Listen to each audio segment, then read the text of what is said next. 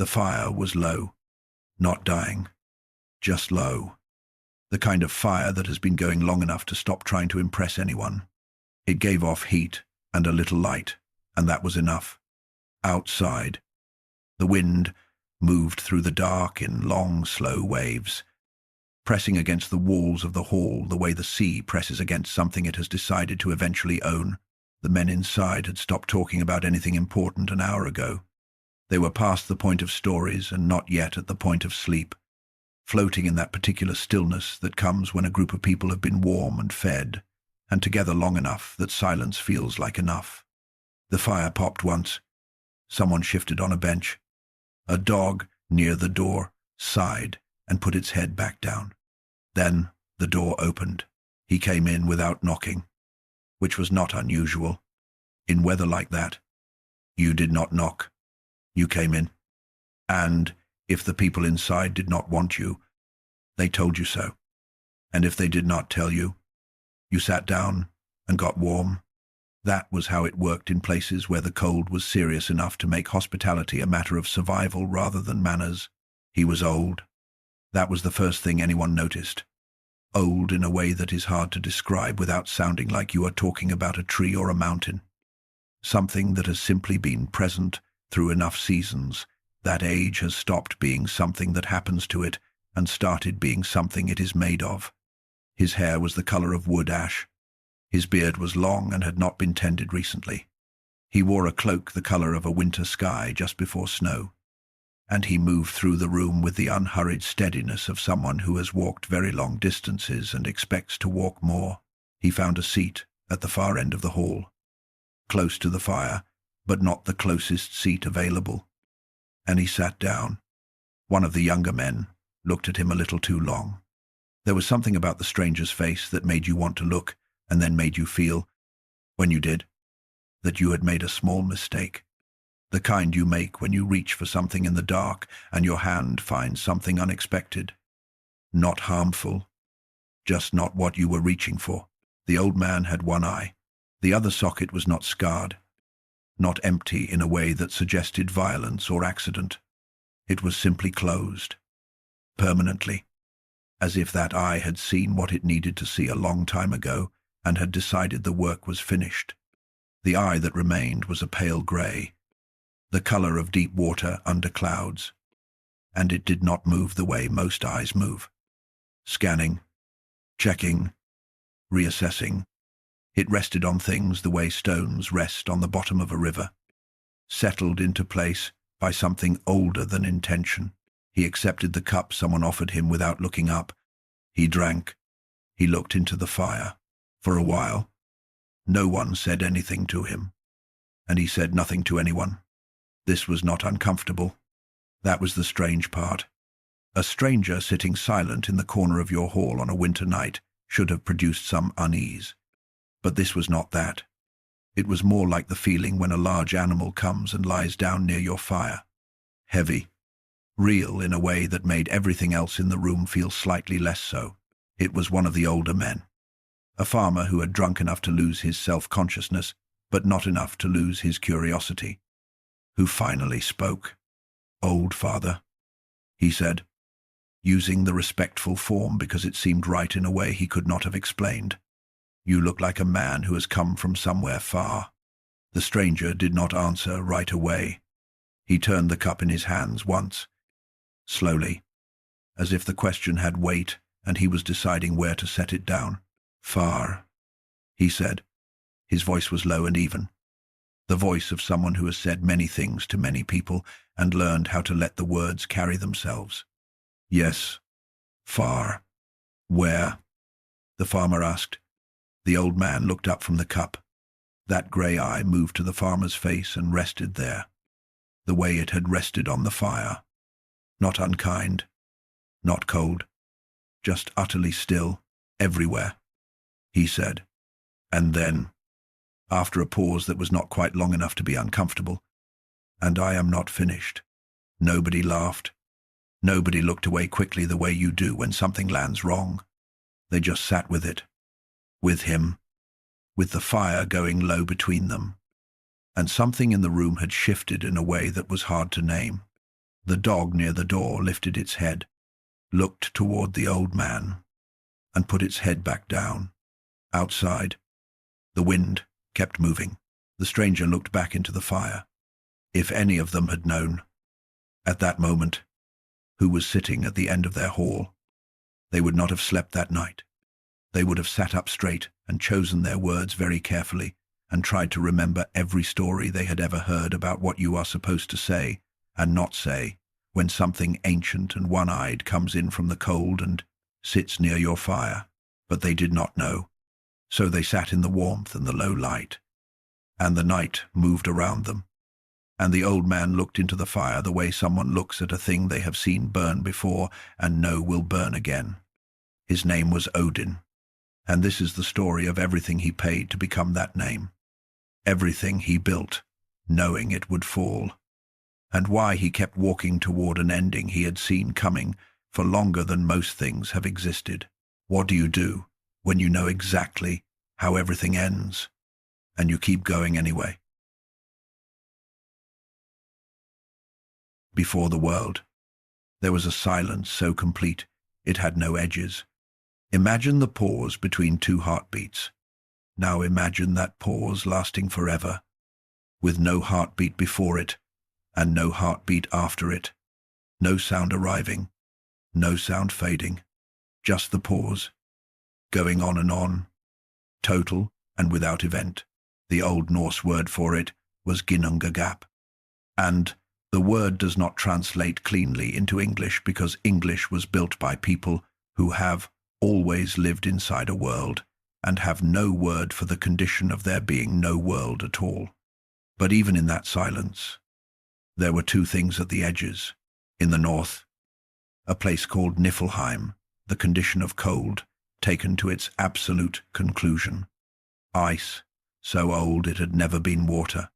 From Niflheim, 11 rivers flowed into the gap, carrying ice and venom and the slow certainty of a cold that does not negotiate.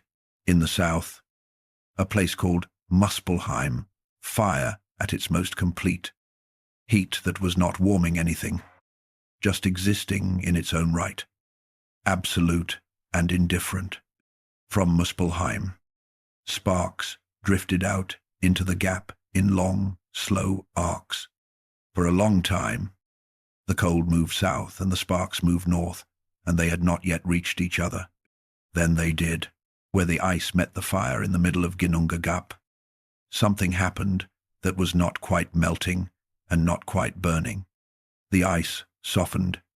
The venom in the river water mixed with the warmth of the sparks. And from that mixing, from that accident of two absolute things meeting in the middle of nothing, something moved. His name was Ymir, and he was the first. He was enormous in a way that words were not built for, because words that describe size were built by people who had other sizes to compare against. And there was nothing else yet. He was the first living thing in a space that had contained nothing living. From the melting ice around him, a cow also emerged. Her name was Audumla, and she fed Ymir with her milk, 4 rivers of it running from her. She herself fed by licking the blocks of salty ice that surrounded them both. On the first day of her licking, hair appeared in the ice. On the second day, a head. On the third day, a man. His name was Buri, and he was the first of the gods, pulled out of primordial ice by the patient tongue of a cow in a world that had not yet decided what it wanted to be. Buri had a son named Bor. Bor married Bestla, who was a daughter of the giants, which means that from the very beginning, the line between god and giant was not a wall.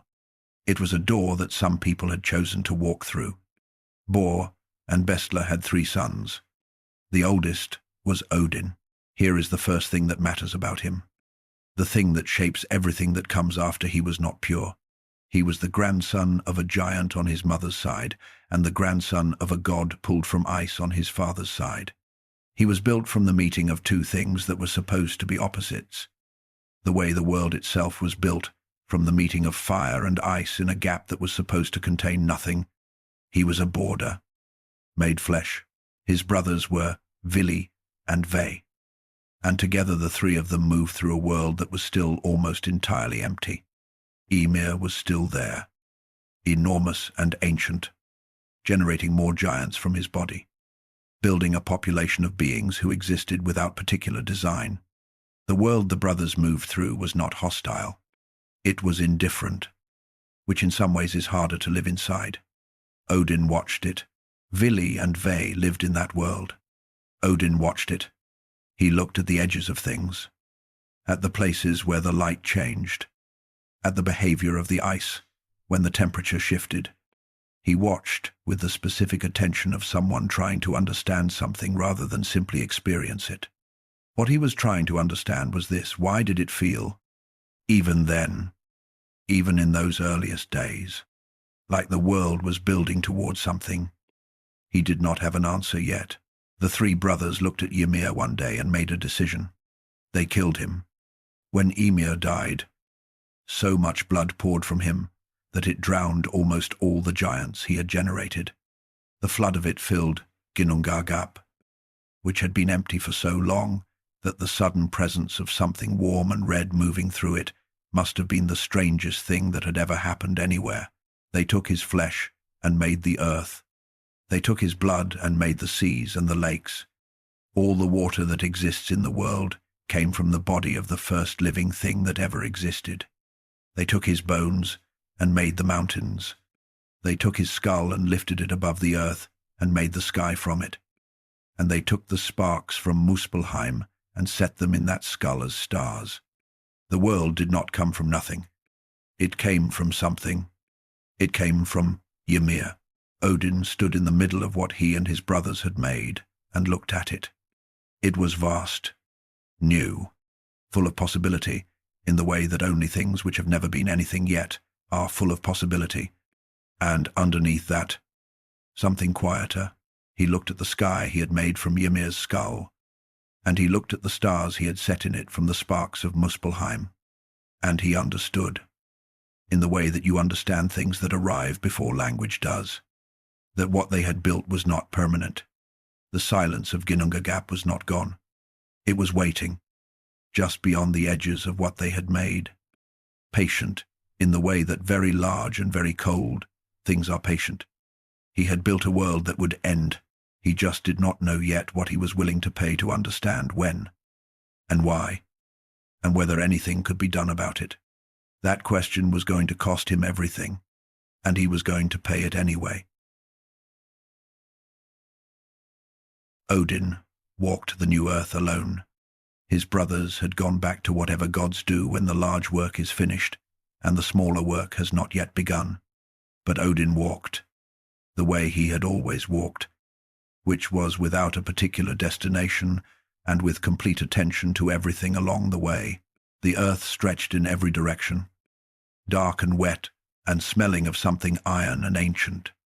The seas moved against the new shore with a sound that had never existed before, because there had been no shore before, no meeting place between water and land. And the sound of waves against rock was new to the world in the same way that everything was new to the world, which is to say, completely, without any predecessor to measure it against. He walked across the plains they had made from Ymir's flesh, flat in places and rolled in others, covered in a thin skin of soil that had not yet decided what it would grow. He walked to the shore and stood looking out at the water, which moved in the restless way that very large bodies of water move, as if searching for a more comfortable position and not yet finding it. He walked into the mountains they had raised from Ymir's bones and felt the scale of them, the way they pushed back against the sky. Everything he touched was real. Everything held its shape. He stopped at the center of the world. There was a tree. He had not made it. His brothers had not made it. It had simply grown. From the earth that was Ymir's flesh, from the water that was Ymir's blood, from some combination of the materials of the new world, deciding, on their own, to reach upward.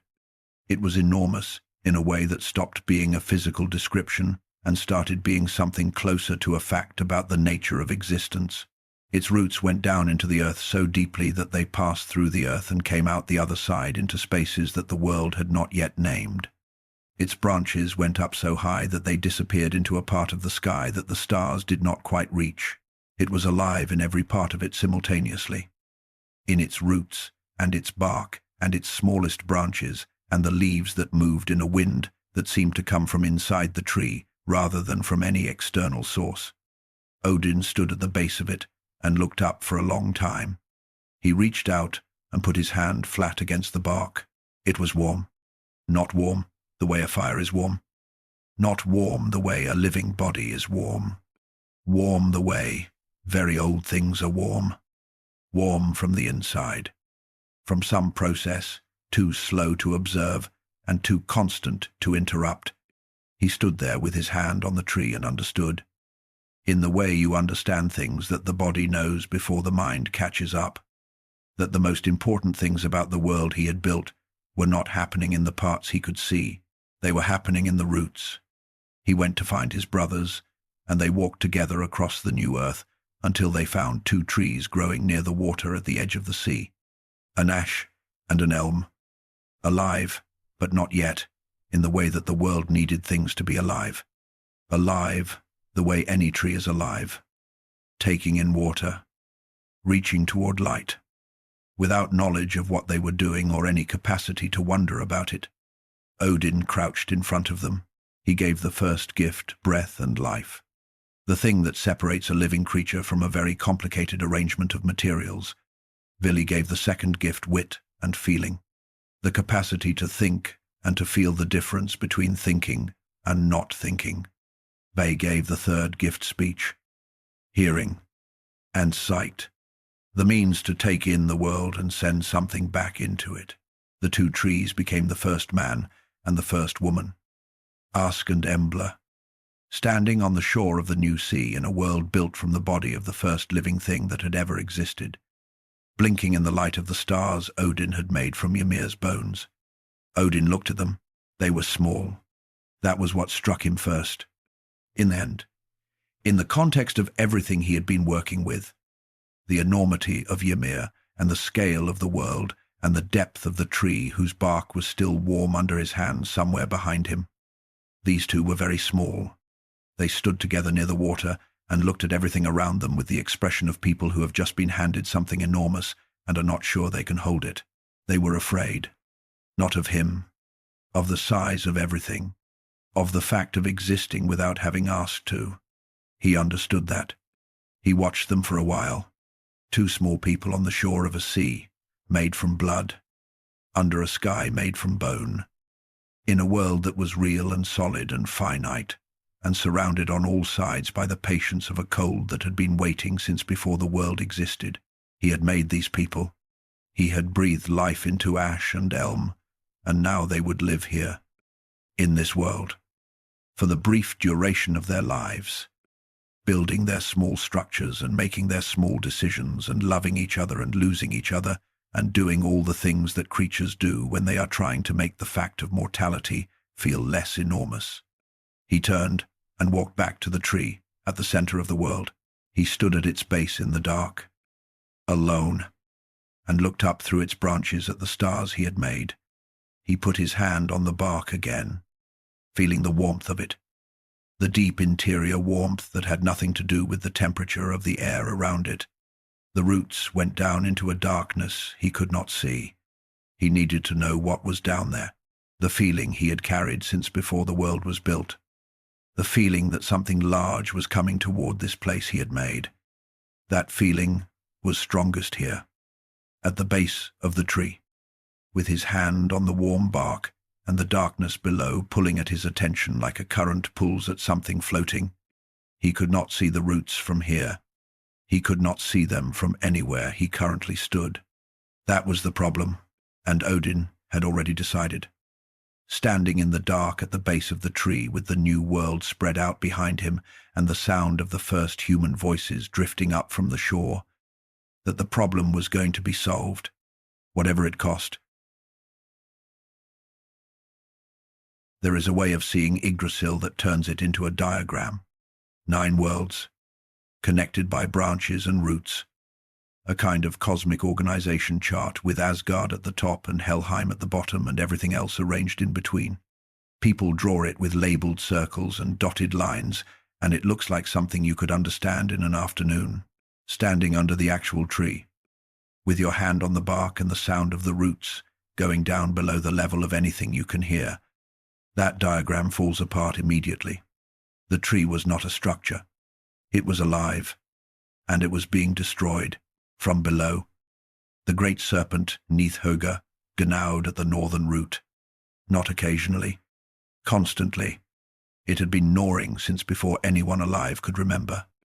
Working through the wood with the patient dedication of something that has one purpose and no capacity for distraction.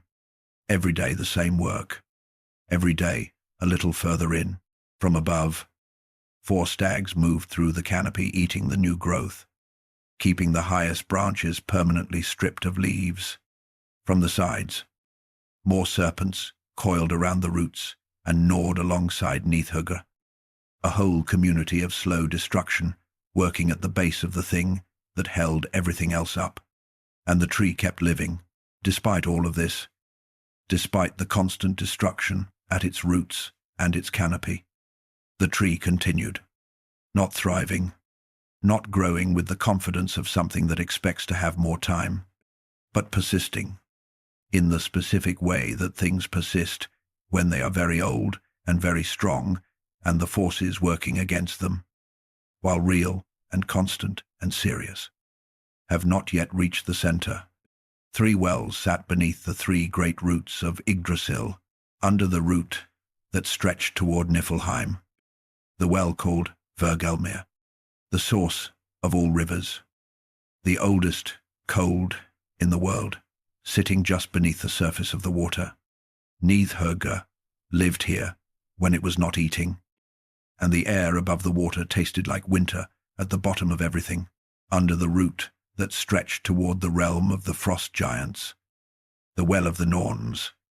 3 women whose names were Urd and Verdandi and Skuld, which translate as what was and what is and what shall be. They sat at the well and wove on a loom whose ends could not be seen, and what they wove was the fate of every living thing. Gods, giants, humans. The length of each thread was the length of each life. Every day the Norns took water from their well and poured it over the roots of Yggdrasil. Every day they packed the chalk-white mud from the bank against the bark where the serpents had damaged it. This daily attention was the only thing keeping the tree alive. 3 women doing the same work every day, holding the world together through repetition. And no one who walked above the ground knew their names or understood what would happen if they stopped. Under the 3rd root, the root that stretched toward Asgard, was the well that concerned Odin most, the well of Mimir. Mimir was old in a way that predates memory. He sat beside his well, and he had been sitting beside it for longer than anyone could trace.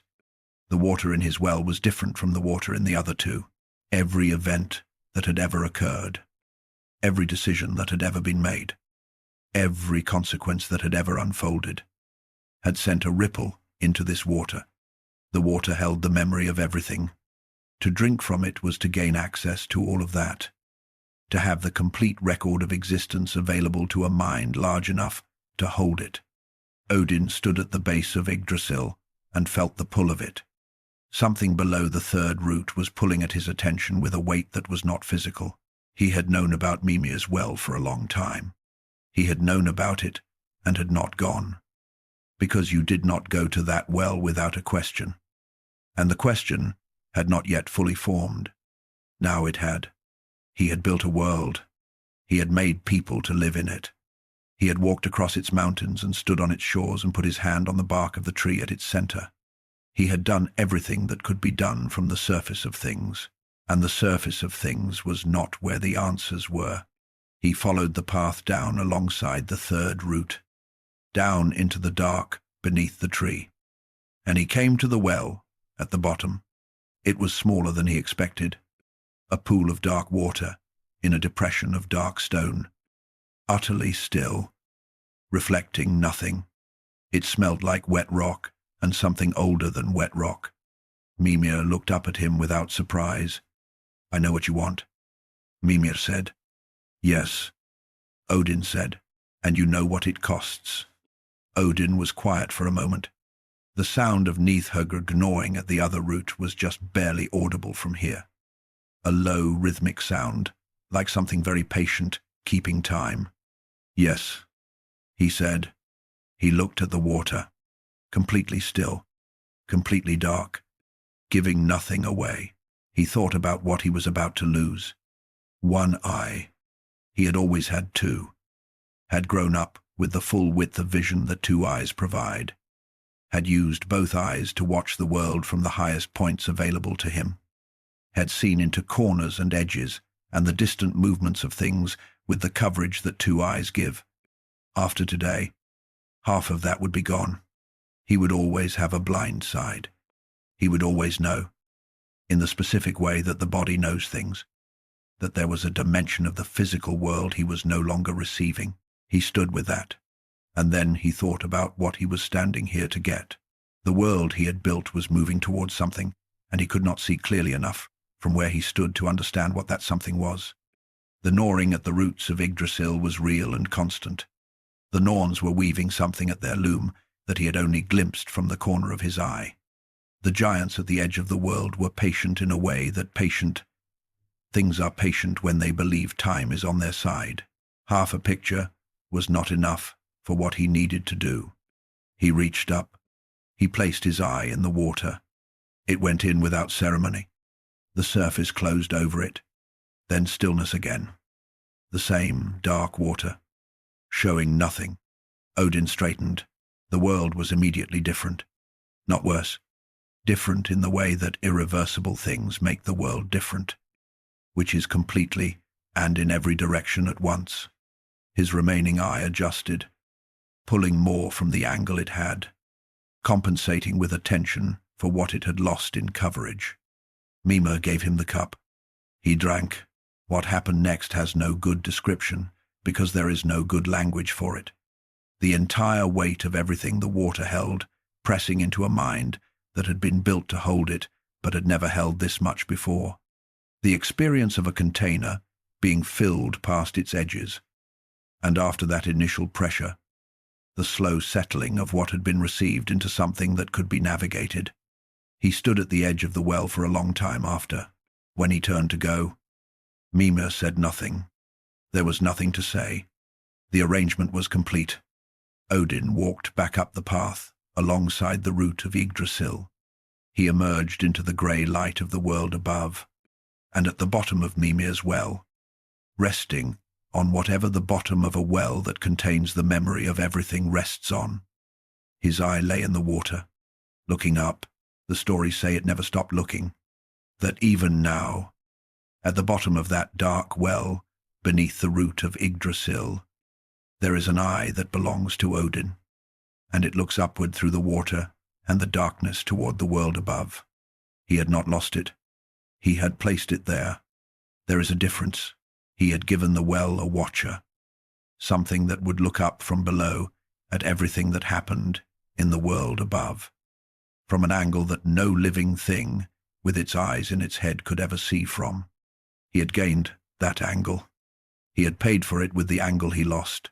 He walked back across the world he had made, one-eyed in the grey light, carrying everything the water had given him. The things he now knew were not comfortable things.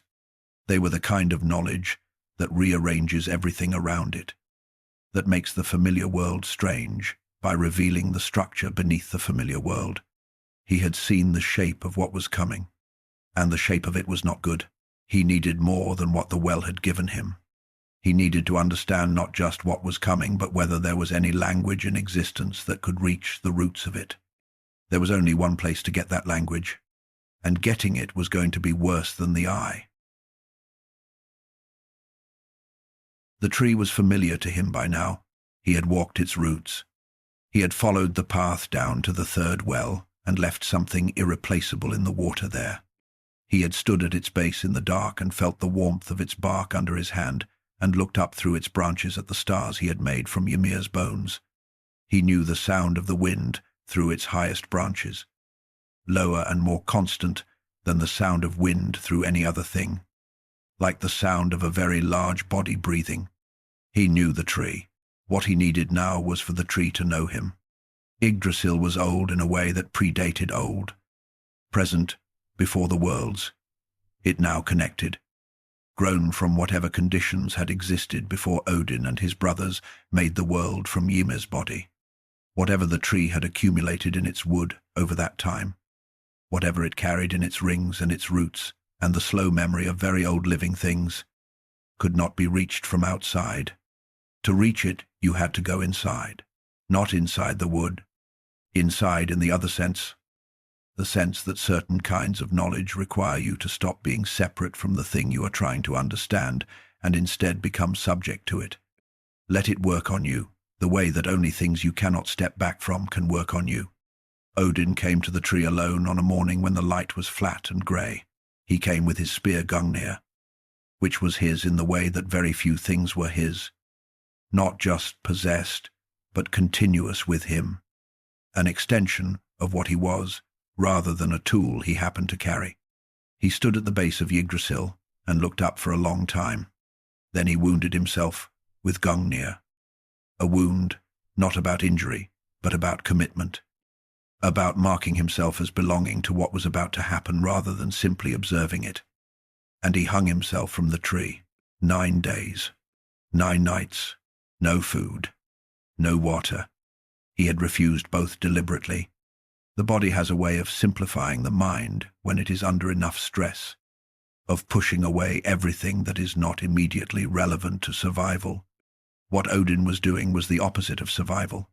He was making himself completely available to the experience of the tree, without the buffer of food or water or anything between him and the fact of being suspended in that place, unable to move or act or manage anything at all, just him and the tree and the wind. The first day was just the body, the weight of it, the cold of the air moving through the branches, the specific quality of stillness that comes when you cannot do anything except be where you are. He had spent his entire existence in motion, in the work of understanding and building and managing. Now he could do none of those things.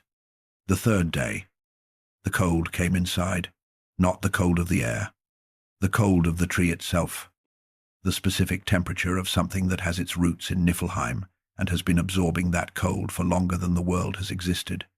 He felt it move through him from the outside in, through the cloak, through the skin, into the muscle, reaching toward the center of him with the patient progress of cold things that have time.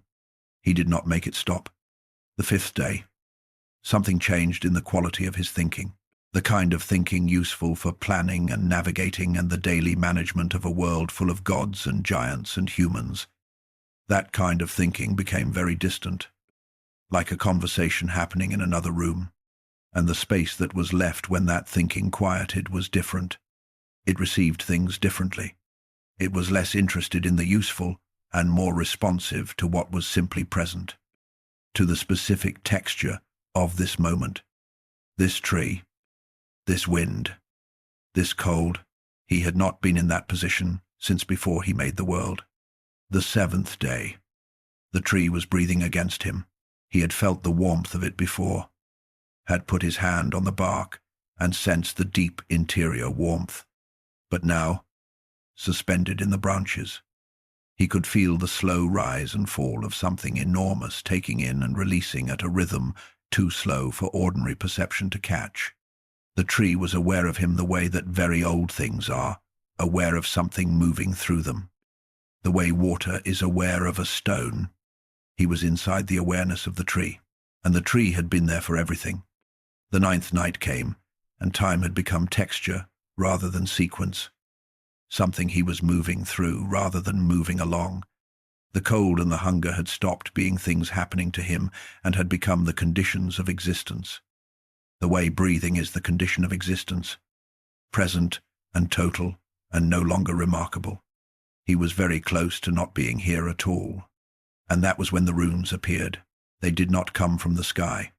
They did not arrive with light or sound or any of the signals that stories use when something important happens. They came from below, from the dark, beneath the roots, rising up through the wood of the tree the way water rises through the wood of a living tree, through the slow, invisible movement of the tree doing what trees do. They were not letters. They were older than letters, older than any writing system, older than the impulse to represent sound with shape. They were truths that had been there since before there was anyone to know them, compressed into forms that a sufficiently prepared mind could receive, and a mind that had been hanging in a tree for 9 nights, in the cold, without food or water, stripped of everything it usually used to protect itself from what it did not yet understand. That mind was as prepared as a mind could be. Odin's mind received them, all of them, all at once, in the long, impossible moment of the 9th night. Every rune coming up through the wood and into him. He grabbed them. The stories say he screamed, which is as close as language can come to describing what it feels like to receive something that enormous through a vessel that size at a cost that high. The scream was not pain exactly. It was the sound of expansion happening faster than the container could accommodate quietly. He fell from the tree. He lay on the ground at the base of Yggdrasil and looked up at the branches above him and the sky above the branches, which was beginning to pale toward morning. And he breathed, just breathed, for a long time. Then, slowly, he sat up. The world was the same world it had been 9 days ago. The cold was the same cold. The sound of the wind in the branches was the same sound. Somewhere far below, the gnawing continued, but he was not the same.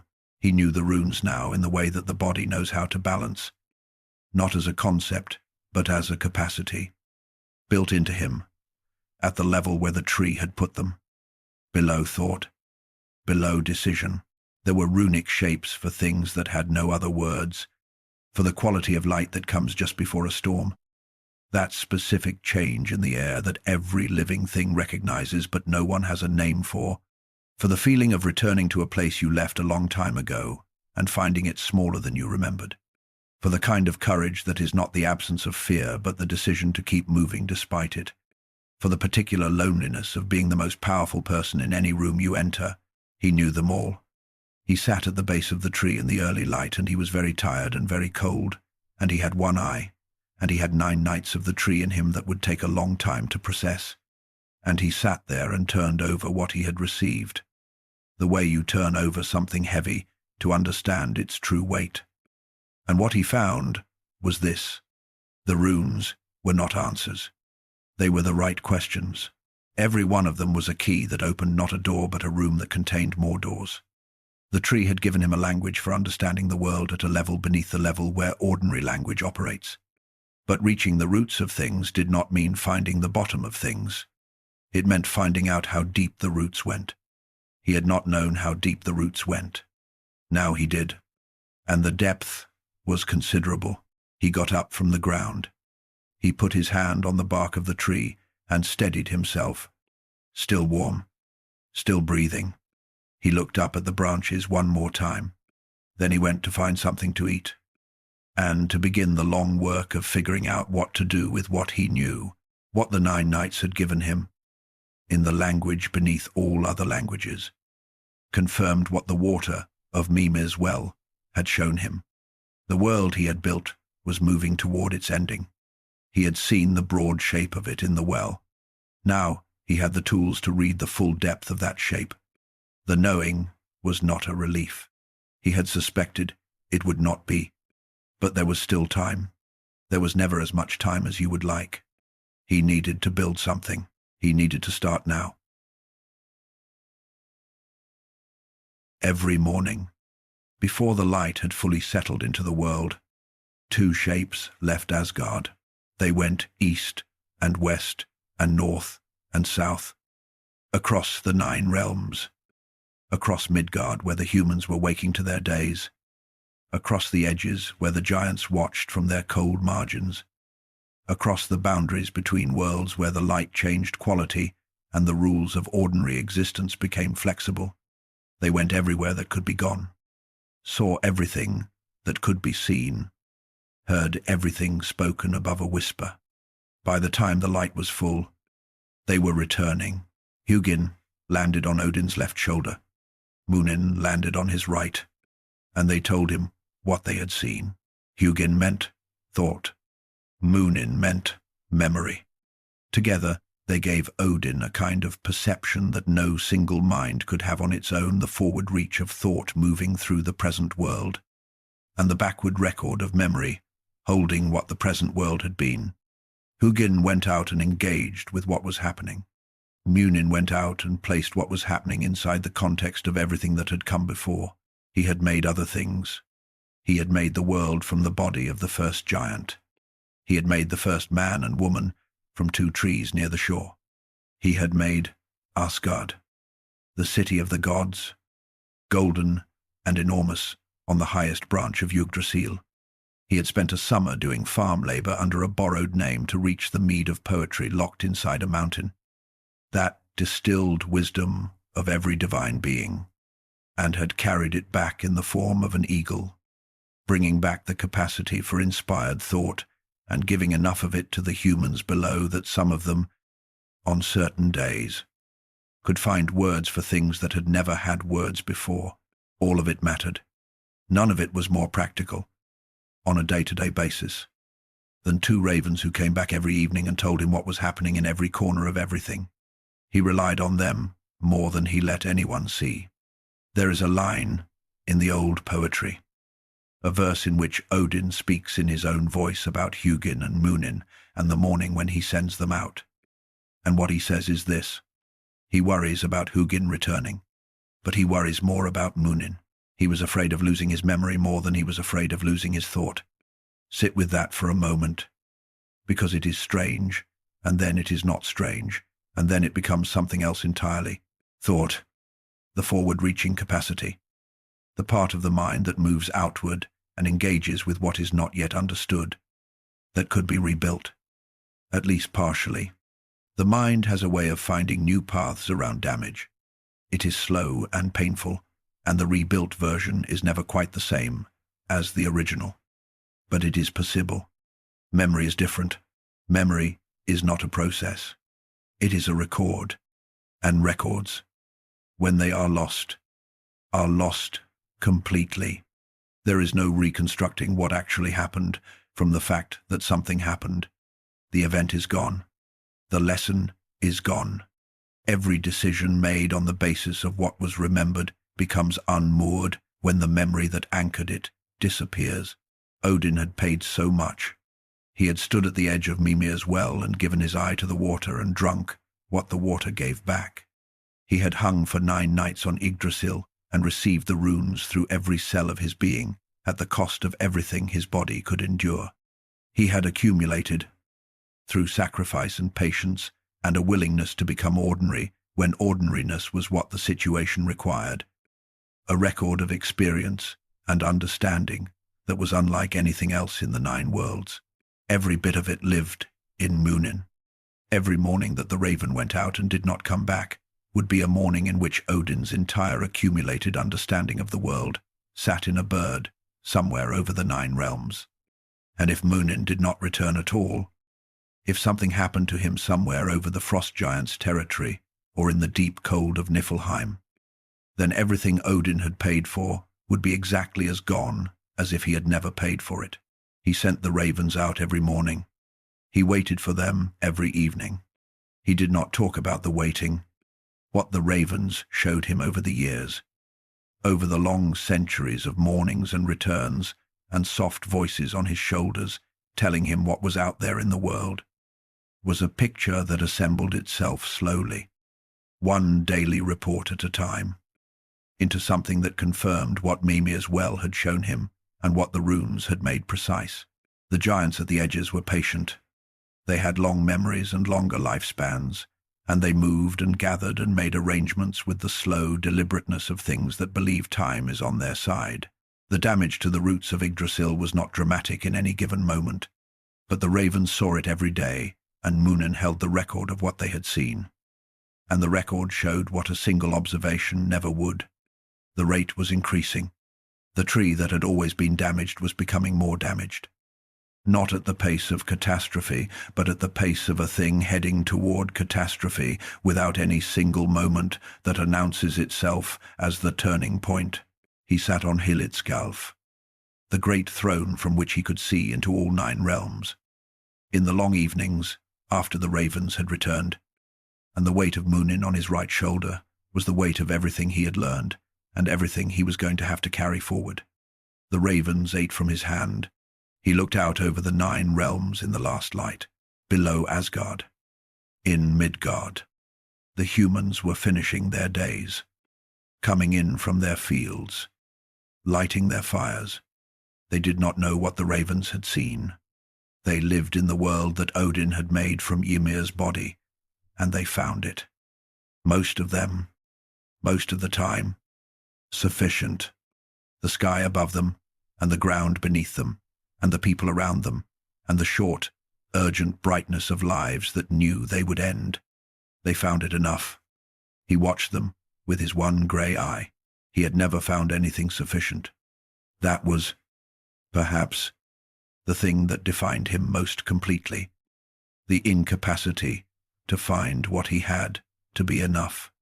It had sent him to Mimir's well, and up into Yggdrasil, and across the world in the shape of an old man looking for things that could not be found from Hlidskalf. The incapacity to stop, and now, with the ravens on his shoulders and the full weight of what they carried between them, he understood something he had suspected since the day he first put his hand on the bark of Yggdrasil and felt the warmth of it. Knowing was not the same as being able to stop what was coming.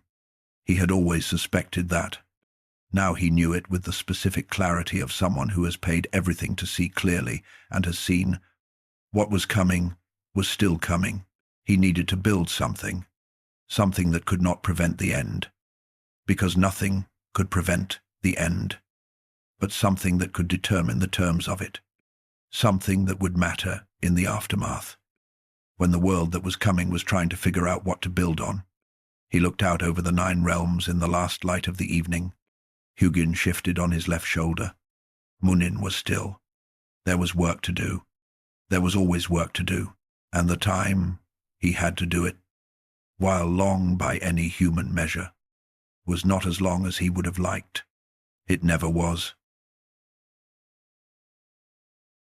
Walk into Valhalla from the wrong direction, and you might think it was a celebration. The noise reaches you first, not the noise of ceremony or organized welcome, the noise of men who have been fighting all day and are now eating and drinking with the same intensity they brought to the fighting, as if the body that was swinging an axe an hour ago finds it completely natural to now be reaching across a table for a piece of meat the size of a small child. Laughter with real force underneath it. Arguments that are not quite arguments yet, but could become them, with very little encouragement. The sound of hundreds of people who are not afraid of anything because they have already died, and found that dying was not the end of them. The light is warm. The mead flows from the goat, Heidrun, who stands on the roof of the hall and produces mead in her udder instead of milk, an inexhaustible supply, which you would need if you were feeding this many men every night. The meat comes from the boar Seirimnir, who is killed and cooked each evening and is alive again each morning, which solved what would otherwise have been an impossible problem. Everything in Valhalla has been thought through. That is the first thing to understand about it. Every detail. The inexhaustible food. The regenerating animal. The mead that never runs out. The hall large enough to hold more men than most cities. All of it was not the result of divine abundance or the casual overflow of godly power. It was engineering. Someone had sat down with the problem of how to house and feed and maintain an army of indefinite size for an indefinite period of time, and had worked through the constraints systematically, and had arrived at solutions that addressed each constraint precisely. That someone was Odin, and the reason he had worked through it so carefully was not generosity. The roof of Valhalla was made of shields, golden shields set overlapping like scales.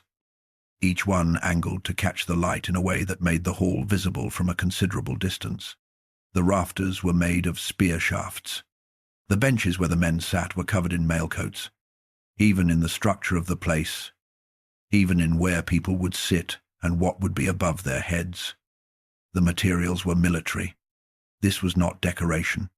This was a man who could not stop thinking about what the hall was actually for. The hall had 540 doors, each one wide enough to allow 800 men to walk through it shoulder to shoulder simultaneously. If you do that arithmetic, you get a number that is not a celebration. It is an army of a very specific size that Odin had calculated was necessary for a very specific purpose. He had done the calculation before he built the first wall. The men who lived in Valhalla, the Einherjar, the chosen dead, fought each other every single day. Every morning they took up their weapons and went out onto the plains of Asgard and fought with the complete commitment of men who have already died once and know they will wake up the next morning, which is to say without the part of the mind that living soldiers spend on self-preservation. They fought without holding back. They died and came back. They got better. That was the point. Odin needed the best fighters who had ever lived, trained past their best by endless repetition against each other, hardened by the knowledge of death into something that had moved beyond the fear of it. He needed them ready. He needed them in enormous numbers. He needed them housed and fed and kept in fighting condition for an indefinite period of time, because he did not know exactly when what was coming would arrive. Only that it would. Valhalla was not only a reward, it was preparation. He had let it be understood as a reward because the alternative was to explain to every warrior who died well in battle that they were being recruited into a war they had not agreed to fight, for a cause they had not been consulted about, by a god who needed their particular skills for a specific strategic purpose. That was true. But it was not the kind of truth that motivates men to fight well and die well and arrive at Valhalla already shaped by a lifetime of trying to be worthy of the place, the image of Valhalla as the ultimate prize for warriors, the place where the heroic dead drank and fought and were honored forever. That image served Odin's purposes because it produced exactly the kind of man he needed. Men who had spent their lives trying to be worthy of that image were men who had spent their lives becoming better fighters, more committed to the specific virtues that make a soldier useful in an enormous battle against overwhelming odds. He had cultivated the belief that served him. This is uncomfortable. It is supposed to be uncomfortable. He needed those men. The need was real, and the stakes were real. And he had done it through an image that was not entirely honest, had let an entire warrior culture organize itself around a vision of the afterlife that served his strategic requirements. Both things were true. He sat at the head of the long table in Valhalla every evening, and he did not eat. He never ate at Valhalla's table. Every piece of meat that Sire Rimnir provided he gave to the two wolves at his feet. What he needed was not food. He drank wine, and he watched the men. He watched them the way a man watches something he has built and is still building, with the ongoing attention of someone measuring against a standard that has not yet been met because the thing the standard is being measured against has not happened yet. The men were extraordinary. He had selected carefully through the Valkyries, who moved through every battlefield in Midgard, choosing among the fallen. And the selection criteria had been refined over centuries into something very precise. The criterion was not the warriors who had won the most battles. The criterion was quality, how you responded when things went wrong, whether you held when holding was the harder thing, whether you got better when things got worse. The hall was full of men who had gotten better when things got worse. He looked at them in the warm light, and the noise washed over him, and he thought about the difference between two things that most people treated as the same thing. He was not building an army for victory. He was building an army for the terms of defeat. A world that ended with resistance and a world that ended without it were two different endings. A battle that cost the other side so much that what came after was changed by the cost, and a collapse so total that the afterward inherited nothing from the before. Those were not the same thing. He was building to shape the afterward, not to prevent the end, to make the end cost enough that something could grow from the wreckage. A man at the far end of the table caught his eye and raised his cup. Odin raised his wine in return. The man went back to his argument with the man beside him. Something about angles of approach in difficult terrain. The kind of argument that men who have spent decades refining their craft have about the details of their craft. The kind of argument that looks trivial from outside and is deeply serious from inside. He let them have it. They were going to need everything they had learned from arguments like that. He looked at the shields on the roof, each one catching the warm light, and he thought about the morning when those shields would need to come down and go onto the arms of the men they were covering now. He was not sure he had enough time. He was never sure he had enough time. That uncertainty, which had been present since Mimir's well and had not diminished with any of the knowledge he had added since, was the one thing about his situation that all his wisdom had never found a way to resolve. He knew what was coming. He knew roughly the shape of when. He did not know if what he was building was going to be enough. No amount of knowledge could answer that question in advance. The noise of the hall continued around him. He drank his wine and watched his army and thought about what Valhalla could not give him. The one element of what was coming that could not be solved by a large enough hall or a sufficient number of trained fighters. He needed someone who could go where he could not. Someone who could do what no army could do. Someone who could move through the 9 realms in ways that power and preparation and strategic thinking could not manage alone. He had been thinking about this for a while, and he already knew, because knowing was what he did, that the answer was going to make him uncomfortable. The first time Odin met Loki, it was raining, not storm rain. The ordinary, persistent kind that falls because the conditions for falling have been met and will continue until the conditions change.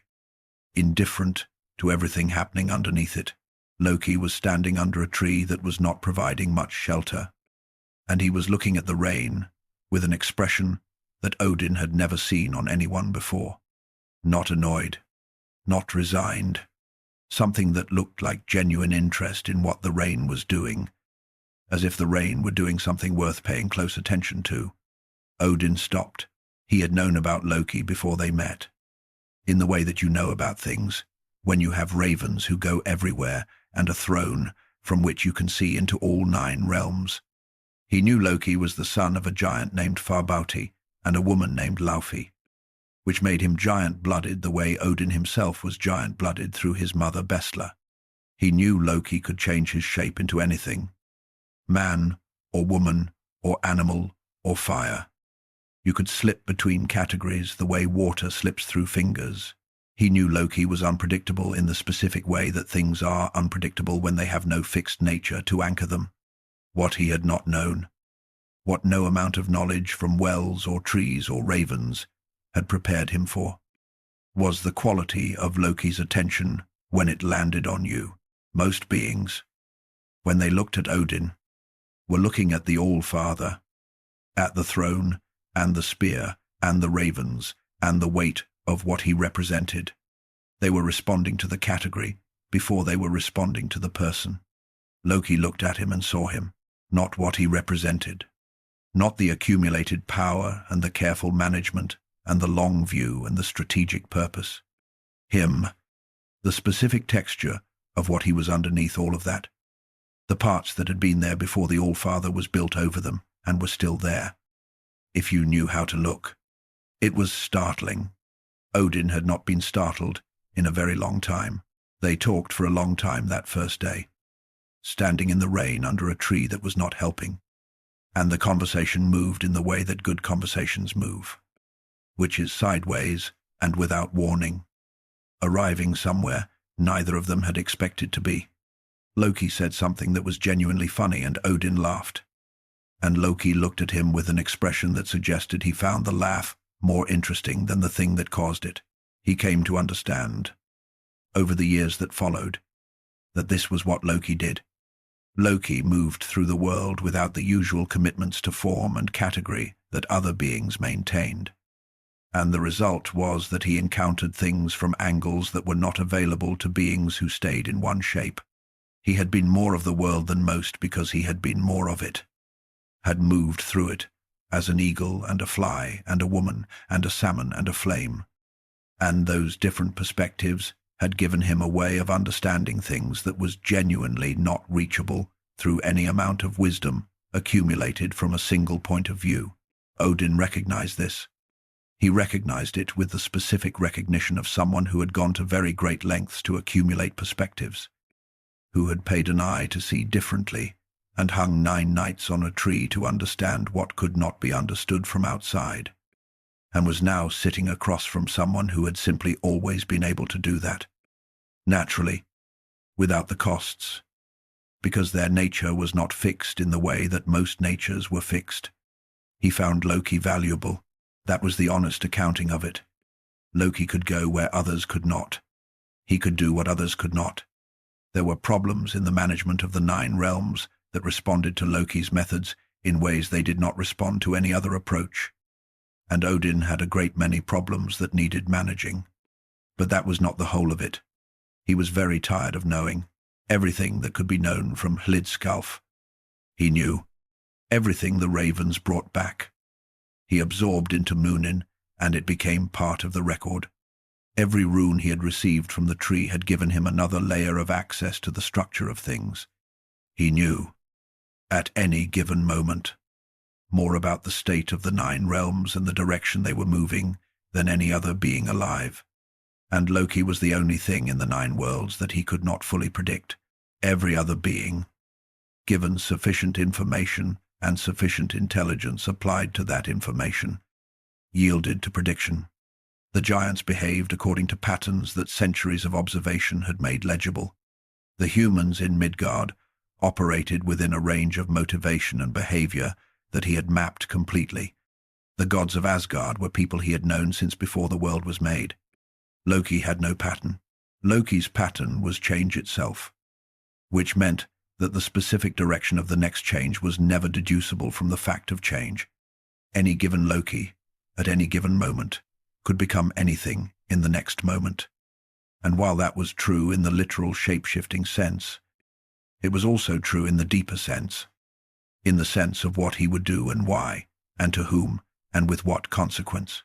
For a being who lived inside the condition of knowing, the one thing that could still surprise him was precious, in a way that had nothing to do with strategy. They had worked together for a very long time, and the work had often been extraordinary. There were situations in the 9 realms that would not have been navigated without Loki. There were moments where what was needed was not power or wisdom, but the willingness to become something unexpected. And in those moments, Loki had been the difference between a problem that resolved and a problem that did not. Odin had made a blood oath with him. The old form, a commitment that was not diplomatic or strategic but personal. He had chosen it, knowing what Loki was, knowing the assessments the ravens brought back, knowing the long view.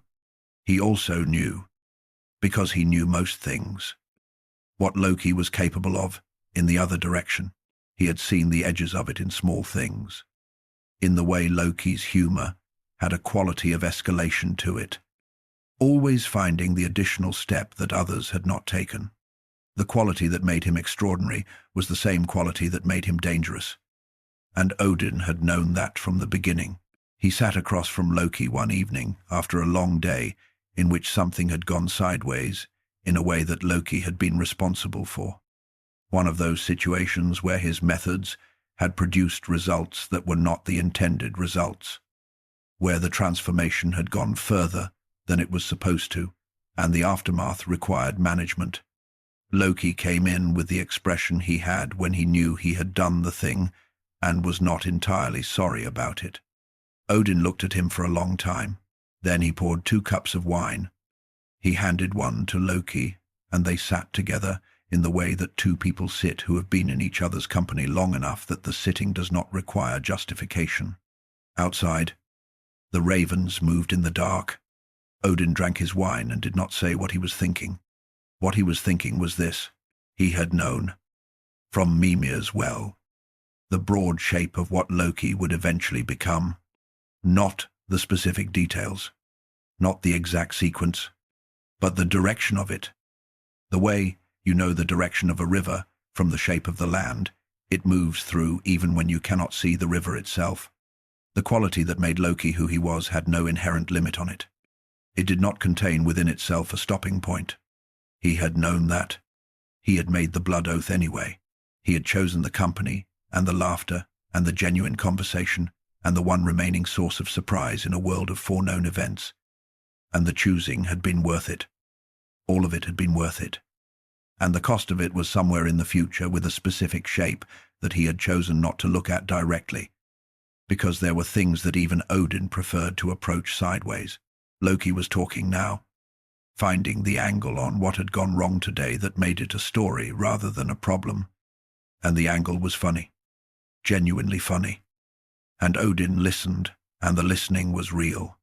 He looked at his blood brother across the fire. He said nothing about what he knew. Some things you carry alone. He had learned that long before the world was made. He was still learning what it cost. He went down to Midgard when he needed to remember what he was doing it for. Not on a schedule, not with a plan. He went when something in the Raven's reports produced a pull that Hildskjalf could not satisfy. When the view from above was not the view that was needed. He went in the shape of the old man. Always the old man, with the wide-brimmed hat pulled low and the grey cloak and the staff and the one eye that people noticed and then looked away from. He went to listen. There is a kind of information that is not available from above, not from Hildskjalf, and not from the ravens, and not from the water of Mimir's well. It is the information of what it feels like to be a mortal creature in a finite life, making decisions without knowing what he knew. Building something with the complete uncertainty of whether it will last. Loving people with the full awareness that the loving will end. He had made these people. He had watched them multiply across the face of Midgard and had managed the world they lived in with the long view always in mind. But the long view did not give him the ground-level texture of it. He went down to get that. The first time he walked into a village and sat in the corner of a hall and listened. What surprised him was not the content of what people said. He largely knew the content. What surprised him was the quality of attention people brought to their own lives. He had expected, coming from the altitude of Hildskjalf, that the lives he was descending into would feel small, limited, bounded by the short horizon of mortality. He had expected something diminished. What he found was the opposite, because these people could not see very far ahead. They were entirely here. A man arguing about the boundary of his field was not arguing in the context of the history of all property disputes across 9 realms and several millennia. He was arguing about this field, his field, the one his father had worked before him, and that he intended to pass to his son. And the specificity of that argument gave it a quality of reality that the long view could see but could not feel. He sat in the corners of halls and listened to this. He went back. He came to a hall where a king held court. A man who had arrived at his position through ability and the particular kind of decisiveness that follows people who know how to move quickly when the conditions are right. He ruled well enough, which meant his people were not starving, and his borders were not collapsing, and the ordinary work of life was proceeding in a way that kept catastrophe at a reasonable distance. Odin came as a wanderer, asking for hospitality, and the king's men turned him away. More than turned him away. They took him for a spy and put him in a cell below the hall for 8 days without food. He sat in that cell and listened to the sounds of the court above him. The ordinary operations of a human life, continuing without any awareness that something significant was below it. He had the means to end his captivity at any moment. He chose not to, because the 8 days were information he could not get any other way. The specific quality of being confined. The world continuing outside the place where you are held. The relationship between patience and something darker that develops when you are waiting in the dark for something you cannot see or control. He had hung for 9 nights on Yggdrasil and understood the body under that kind of pressure. This was different. This was the mind under the pressure of not knowing. The pressure that ordinary humans lived inside every day of their lives. The pressure that he, with all his knowledge, had been protected from for as long as he could remember. He sat with it for 8 days. On the 8th day, the king's young son came to him, and they talked. And the boy had the quality of a person who sees clearly in conditions where most people stop looking. Odin told him who he was. The king discovered what he had done and what was below his hall, and the consequences of having treated the wrong person as a suspected spy followed in the way that consequences follow when you have made a very specific kind of mistake. But what Odin thought about, walking out of that place in the grey early light, was not the outcome. It was the 8 days. What a human life felt like from inside a confined space, with no information about what came next, and no certainty that anything would change. He carried that with him for a long time. He came to a farm in the most ordinary part of Midgard he could find. A place where nothing had happened recently, and nothing was expected to happen. And he sat at the edge of a field and watched a man plough. Just watched. For a long time, the man was somewhere else while he ploughed. You could see it in his face. The inward quality of someone whose body is doing the work it has done 1,000 times, while the mind is in the conversation from breakfast, or the problem that has no solution, or the future that might or might not arrive the way he hoped. He was afraid of things.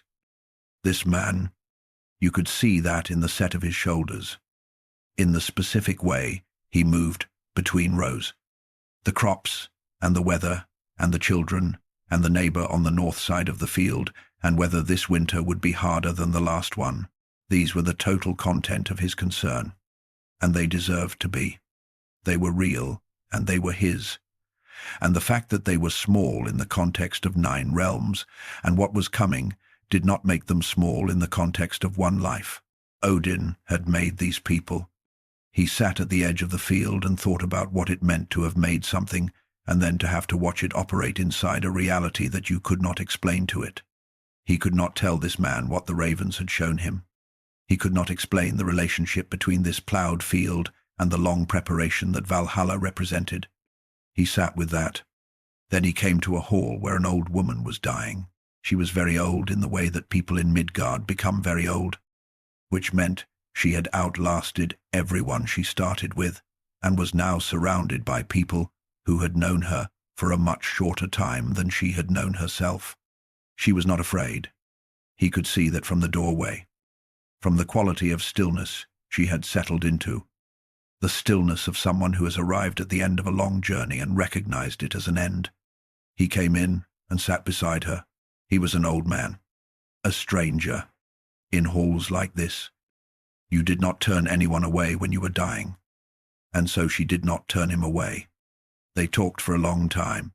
She talked about her husband, who had died long ago, and who she described with the specificity of someone who has spent decades holding the details of a person in their memory, because the details are all that remain. She talked about her children, nearby, whom she was less worried about than she thought she should be.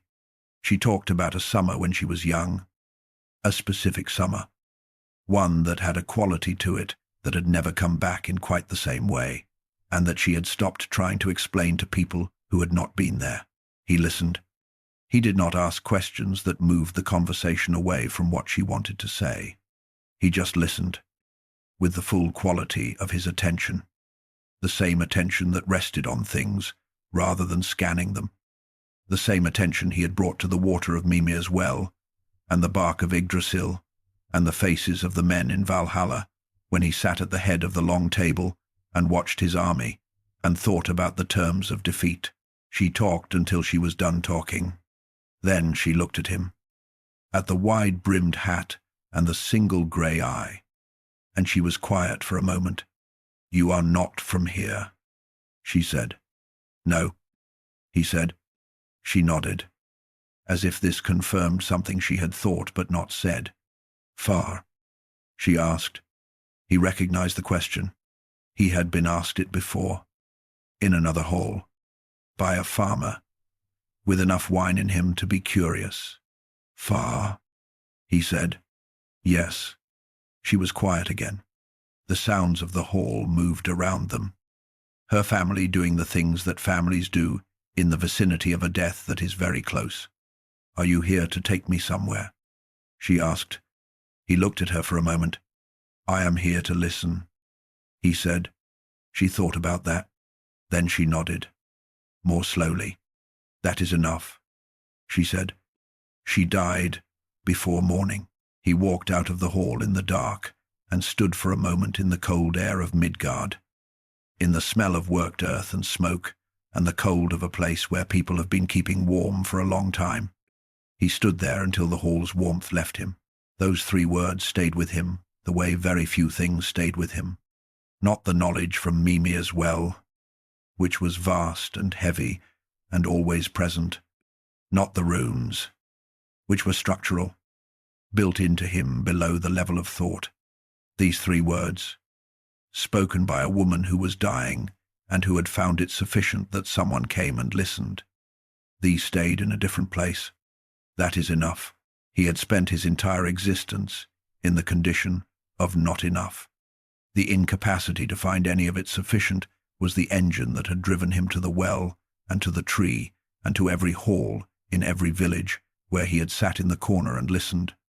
And here was a person at the end of everything she had. And she had found the presence of someone who listened to be enough. He walked back toward Asgard through the dark. And above him the stars he had made from Ymir's bones were very bright. And the cold was the clean cold of a world that was still in good enough order to produce cold and dark and quiet. He walked slowly. He understood. Walking back through the Midgard dark toward the golden city on the highest branch of the world tree. Why he had been doing this for as long as he had been doing it. Why he went down. Why he sat in corners. Why? He listened. You could not prepare for the end of a world without understanding what the world was worth. The people in those halls. The farmer and the king's son and the woman who asked him if he came to take her somewhere. They were what the world was worth. Their fields and their arguments and their summers that never came back quite the same way, and their fear about the winter and their love for people who were already gone. That was what he was building toward. He walked back through the dark, and the stars burned cold above him, and somewhere ahead the lights of Valhalla were warm against the night, and the sound of the Einherjar was just barely audible. The sound of men who had already died and come back and were eating and arguing about angles of approach in difficult terrain. His army, built from the best of these people, for the terms of what was coming. He walked through the dark and he understood, as completely as he had ever understood anything, what he was doing and why. It did not make it easier. It made it necessary. There is a difference. There is a sound that Asgard made when Thor came home, not a ceremonial sound, not the organized noise of a welcome being prepared, something more like the sound a very large structure makes when something it was built around returns to its proper position, a settling, a shift in the quality of the air that was hard to name and impossible to mistake. Thor came back loud. He came through the gates of Asgard after weeks in Jotunheim the way he came through most spaces, without particular concern for the impression he was making, which paradoxically made the impression considerably larger than if he had been managing it. He was enormous in the way that suggested the size was not the point, that the size was simply the container for what was inside it. And what was inside it was moving fast and had a great deal to say about what had happened in Jotunheim, and was already hungry and would also like some mead if someone was going to offer it. He found Odin in the long hall. Odin was sitting alone with a cup of wine, which was his usual position at that hour, and he looked up when Thor came in, and the look had in it something uncalculated, something that arrived before the management of it could reach it. Thor sat down across from him. The bench did not protest, because it had been built with Thor specifically in mind. Jotunheim, Odin said. Settled, Thor said.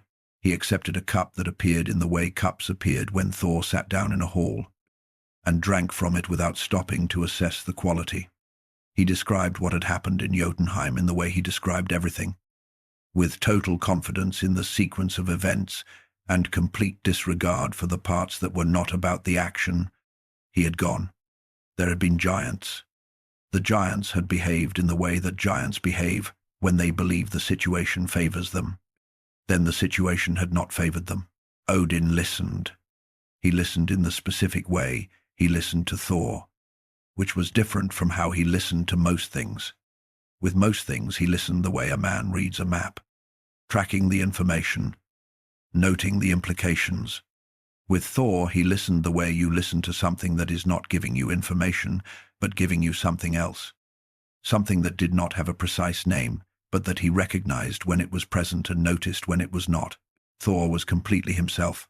That was the thing about Thor that Odin had understood very early and had never stopped finding remarkable.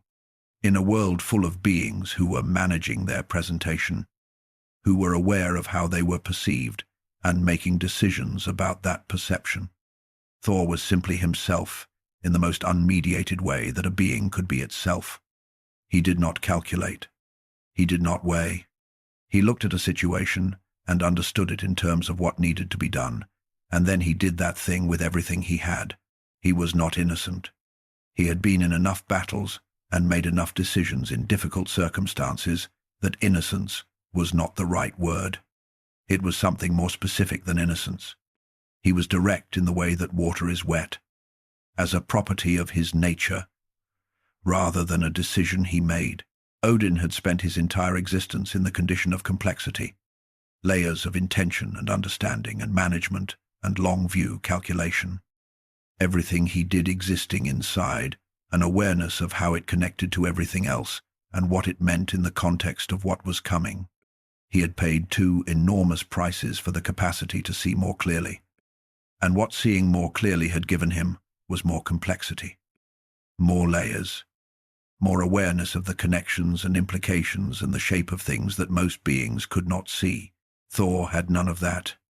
And watching Thor, Odin understood something that the well and the tree and the ravens had not given him and could not give him, because it was not available to complexity. It was available only to the thing that complexity was not. There was a freedom in it, not the freedom he would trade for what he had.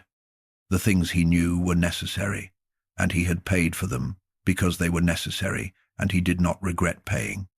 But sitting across from his son in the long hall while Thor described the resolution of the Jotunheim situation with complete confidence that it was resolved, Odin felt the weight of everything he knew press against the fact of everything Thor did not know.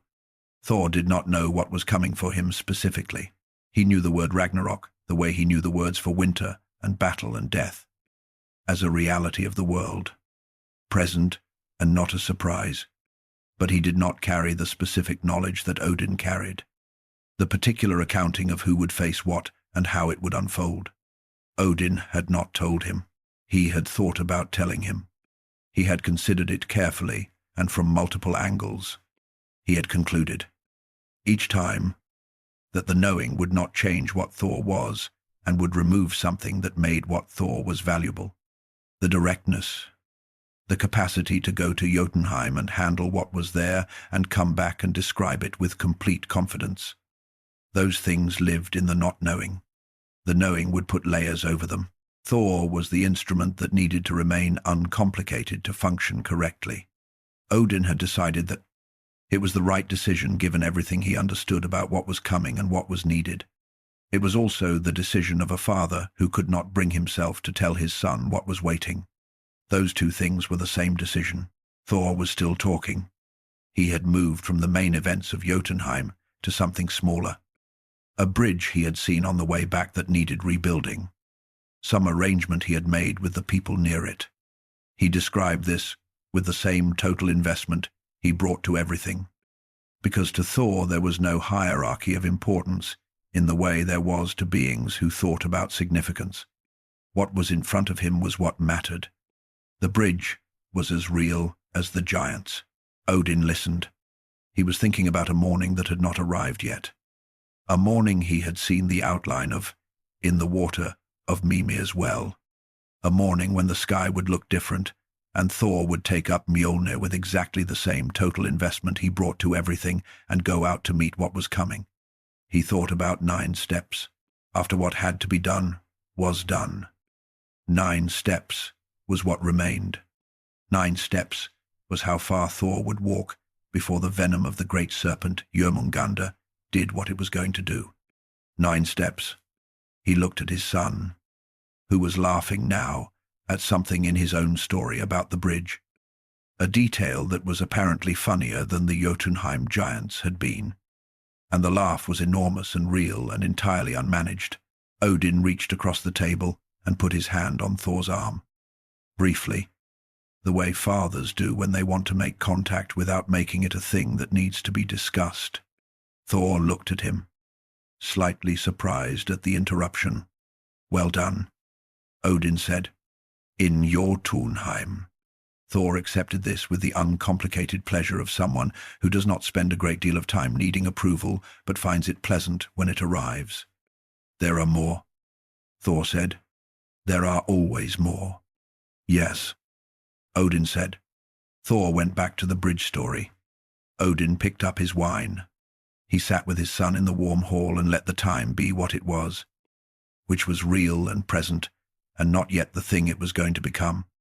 The noise of Thor filling the room, the heat of the fire, the specific quality of an evening that would end and be followed by many more evenings. For a while, before the evenings, that would not be followed by more evenings. Tonight, there was the bridge and the wine and his son's laugh filling the hall. 9 steps was not nothing. But tonight, it was not yet. Odin held on to that. The first sign was small. It always is. Baldr was sleeping less well than usual. That was all. At first, a god who had always moved through the world with the ease of someone who had never had a reason not to, was now waking before the light, sitting up in the dark of his hall, looking at nothing in particular, with an expression that had not been on his face before. He did not tell anyone. This was not performed selflessness. It was structural, built into him the way his brightness was built into him. Not a decision, but a property of what he was. He moved through the world with a quality of care for the people around him that operated below the level of deliberate choice. He did not want to make his trouble into their trouble. So he got up in the mornings, and he was Baldr. That was the remarkable thing. And the thing that made the sign so small for so long. He was fully himself in every encounter, fully present, with the quality of attention that had always been his defining characteristic. The capacity to make whoever he was talking to feel that this conversation was the one he had been looking forward to. The dreams were there, and Baldr was also there. And they had not yet touched each other in a way the people around him could detect. But Odin detected it. He detected it the way he detected most things. Not through the direct observation of a specific sign, but through the aggregate of many small signals accumulating into something. His long experience with patterns recognized before his conscious mind had named it. Something in the quality of how Baldr stood at the edge of the evening feasts. Something in the direction his eyes moved when he thought no one was watching. Something in the specific way he had looked at Nanna, his wife, across the table 3 nights ago. The kind of look that people give to things they are afraid of losing. Odin knew what the pattern meant. He had known before the dreams started. Had known in the way that you know the things the water of Mimir's well has shown you, even when you are not consciously thinking about them. The way certain knowledge lives in you, not as thought, but as the constant background against which all your thoughts occur. He knew what was coming for Baldr. He had known for a very long time. He had spent some of that time, earlier, looking for a way through it, or around it, bringing all of the intelligence and understanding he had paid so much for to bear on the specific problem of whether what the well had shown him was fixed, or whether it was conditional, whether it was a fate or a trajectory. Whether the right intervention at the right moment could alter the direction of something that moved this slowly, and this certainly toward this particular end. He had found nothing.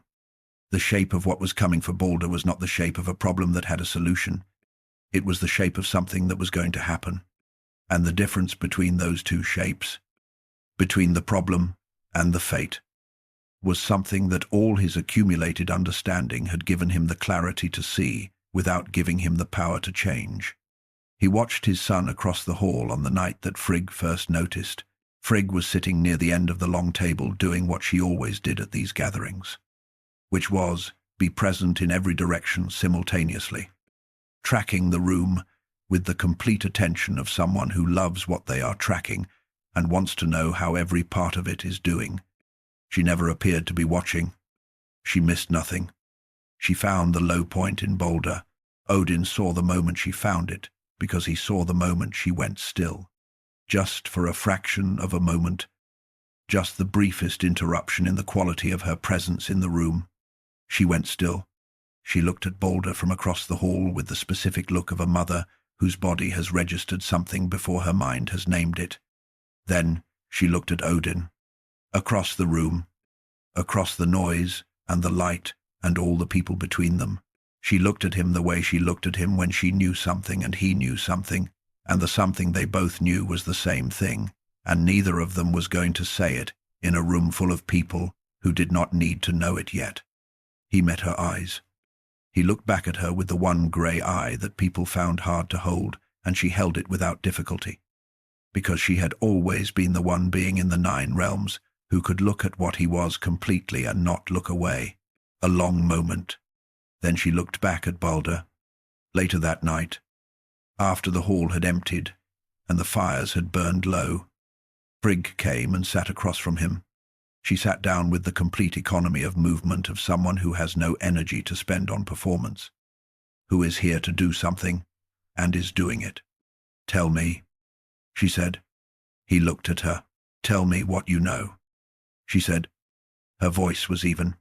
She was calm in the way that people are calm when the alternative is a feeling so large that if you let it move, it will move everything. And they have decided not to let it move yet because there are things that need to be done first. He told her. Not everything. Not the specific details. Not the shape of it from beginning to end, the way the water of Mimir's well had shown it to him. But enough.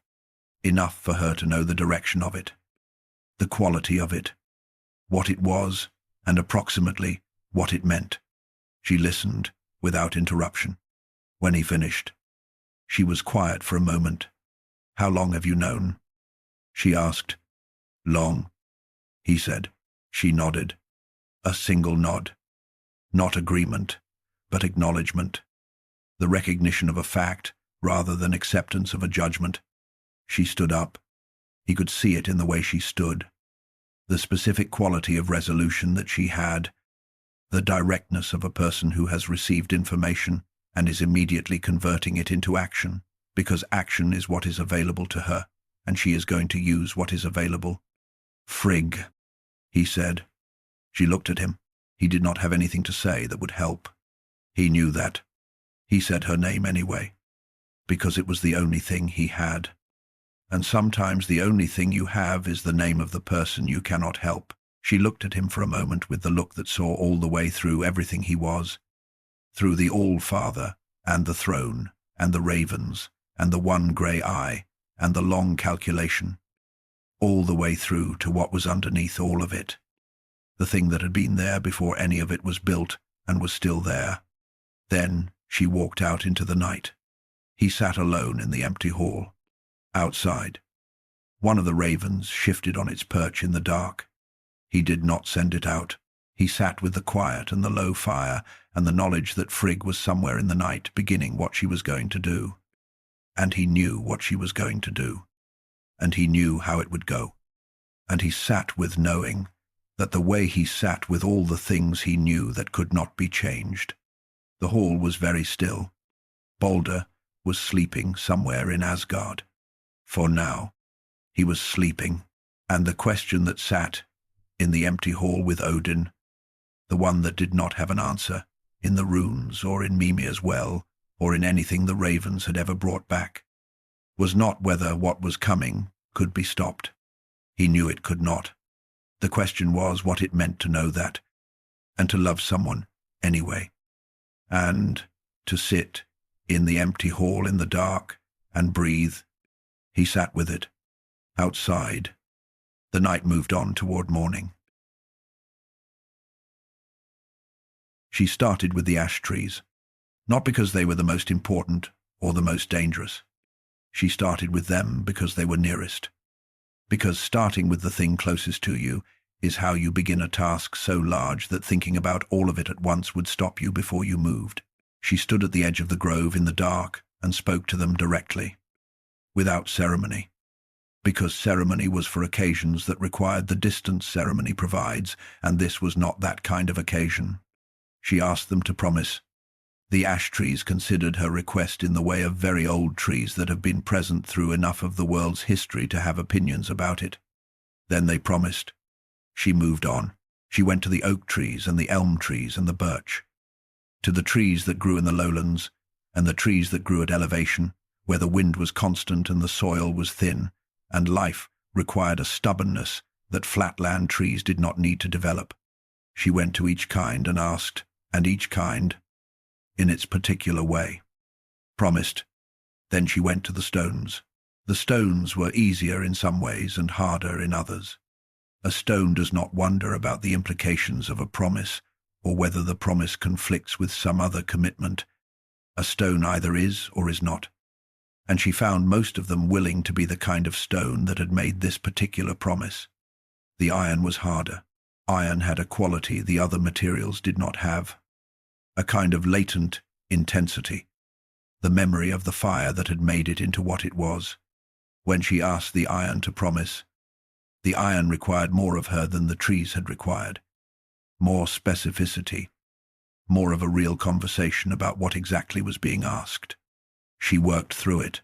She went to fire, and to water, and to illness, and to poison, and to the serpents, and to the four-legged animals, and to the birds, and to every category of thing that the world contained, that she could think of that might, under circumstances she could approximately imagine, become the means by which her son could be harmed. Each one promised. She worked through the night, and into the next day, and through the following night, moving across the world with the efficient focus of someone who has decided that a thing needs to be done and is doing it. She had decided. The deciding had been done in the quiet hall, after Odin told her what he knew. And everything since then was the work of it. She came back to Asgard when she had finished. She had not finished. That was the thing she understood as she came back. The thing she had suspected part-way through but had kept moving anyway, because stopping to examine the suspicion would have slowed the work, and the work was what mattered. She had covered an enormous amount of ground. She had collected an enormous number of promises. She had asked everything she could think to ask. She was a person. There were limits to what a person could think to ask. There was a plant growing to the west of Valhalla, on a branch of a tree at an inconvenient height. It was not large. It had not been alive long enough to accumulate the kind of presence that made things feel significant when you were near them.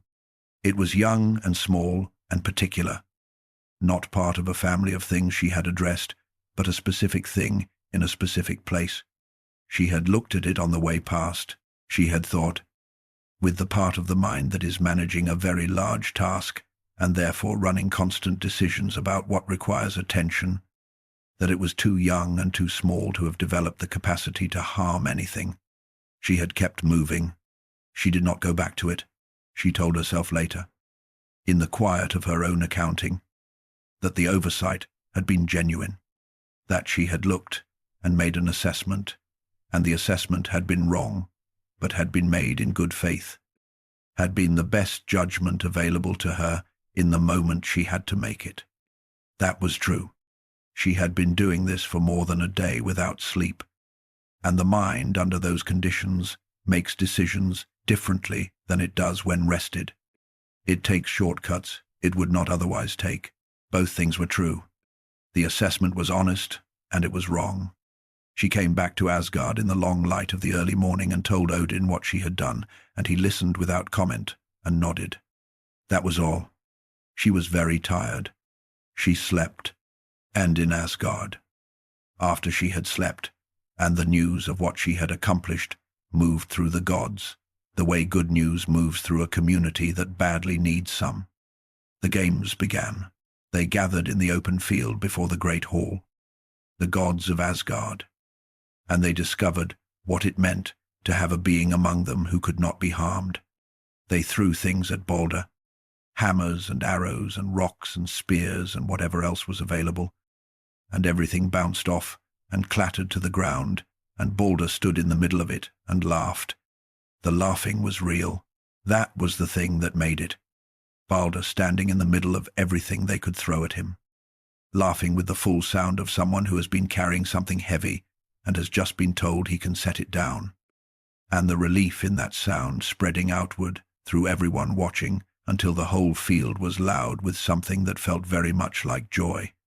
Odin watched from the edge of the field. He watched Baldr laugh.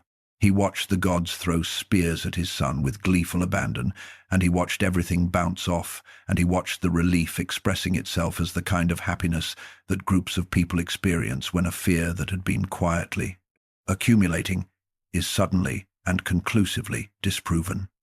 He did not join the throwing. The scene in front of him, the celebration and the relief and the genuine happiness of his son standing untouchable in the field of sunlight, was a scene he could not be fully inside of because of what he knew. He knew the celebration was real. He knew the relief was real. He knew that what they were celebrating the absence of was not absent. It had simply not arrived yet, and at the edge of the crowd, in a shape that fit easily into the gathering without drawing attention. Something watched the games with an entirely different quality of interest. It was thinking about a small plant that grew to the west of Valhalla, on the branch of a tree at an inconvenient height. A plant that had made no promise to anyone. The celebration continued in the sunlight. Baldr laughed. Odin stood at the edge of the field with his one grey eye and watched his son be happy in the way that only people who do not know what is coming can be happy. Completely and without reservation, with no part of them held back against the future. He let it be what it was, for as long as it lasted. The morning it happened was an ordinary morning. That is the part that stays with you. When you have heard the story enough times to stop hearing it as a story and start hearing it as a thing that actually happened to actual people in an actual place. The light came in the way it always came. The sounds of Asgard were the sounds of Asgard waking. The specific combination of noise that a city of gods makes when it is beginning its day. Nothing announced itself. There was no change in the quality of the air. No gathering of clouds. No signal that the morning was different from the mornings before it. It was just a morning. Baldr came to the field. He came the way he had been coming every day since Frigg's journey through the world.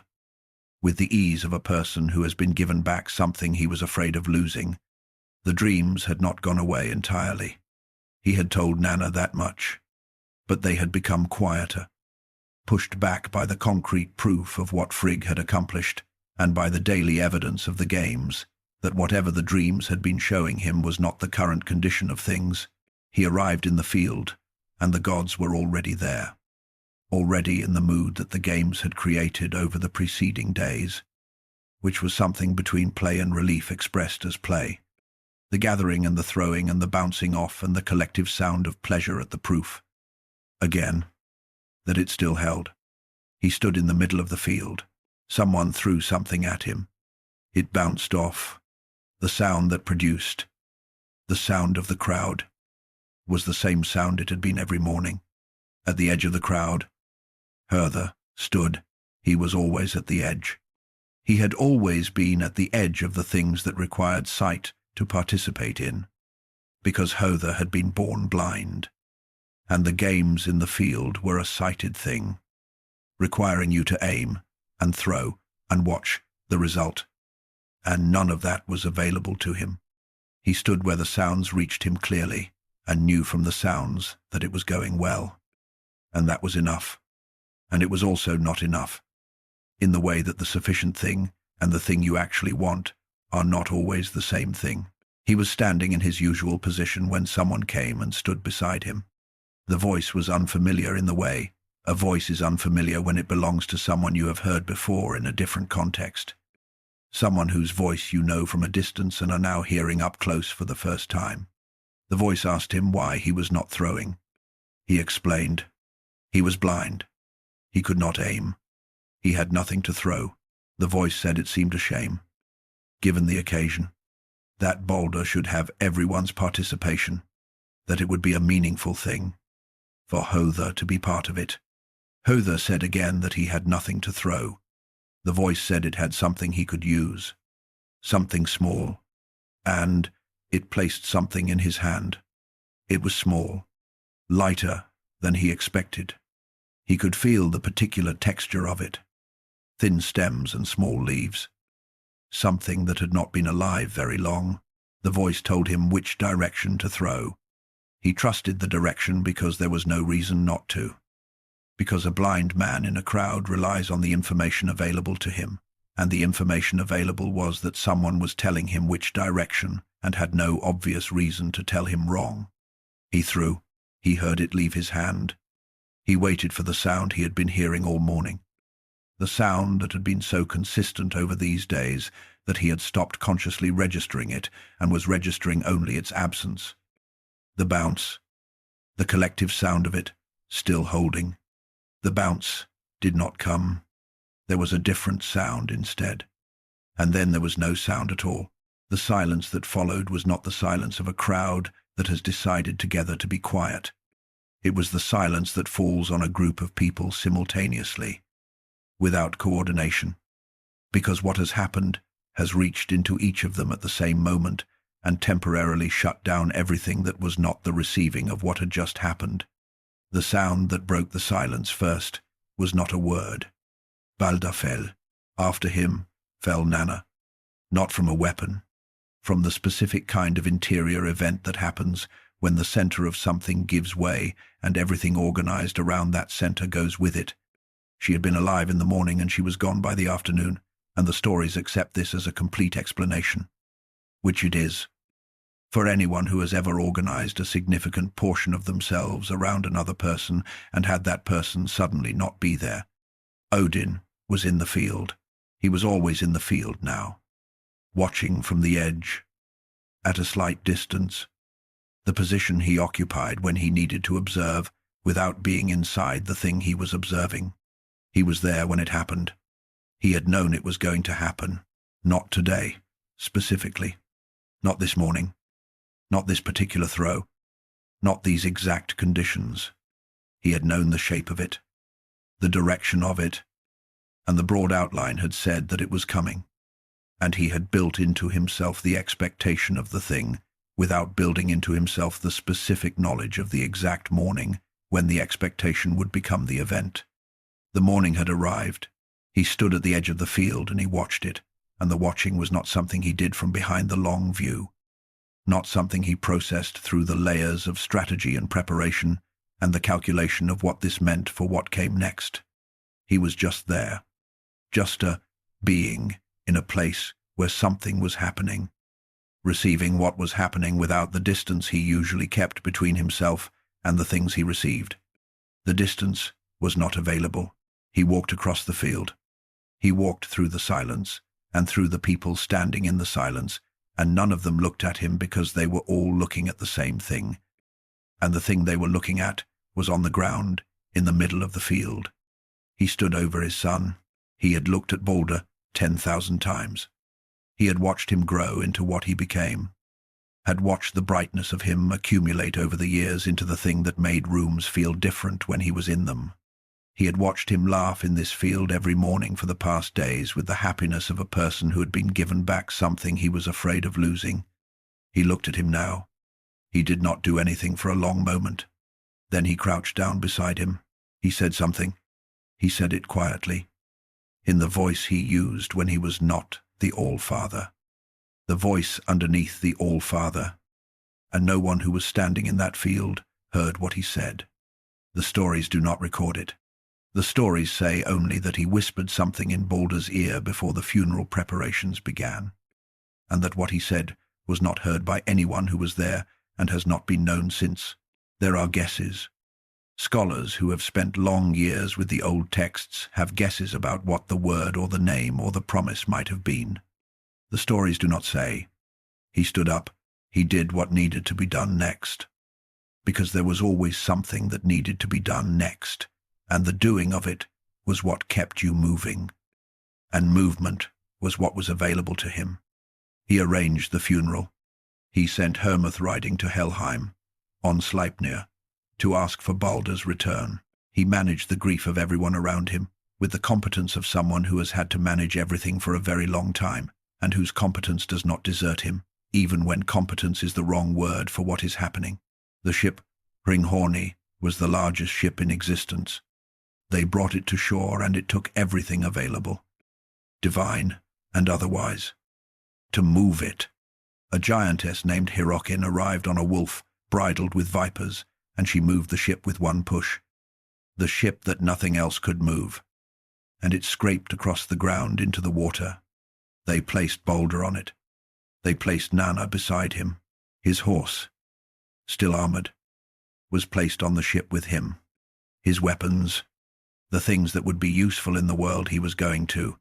Odin placed on his son's chest the ring Draupnir, which drips 8 rings of equal weight every 9th night. A ring that multiplies itself in the darkness.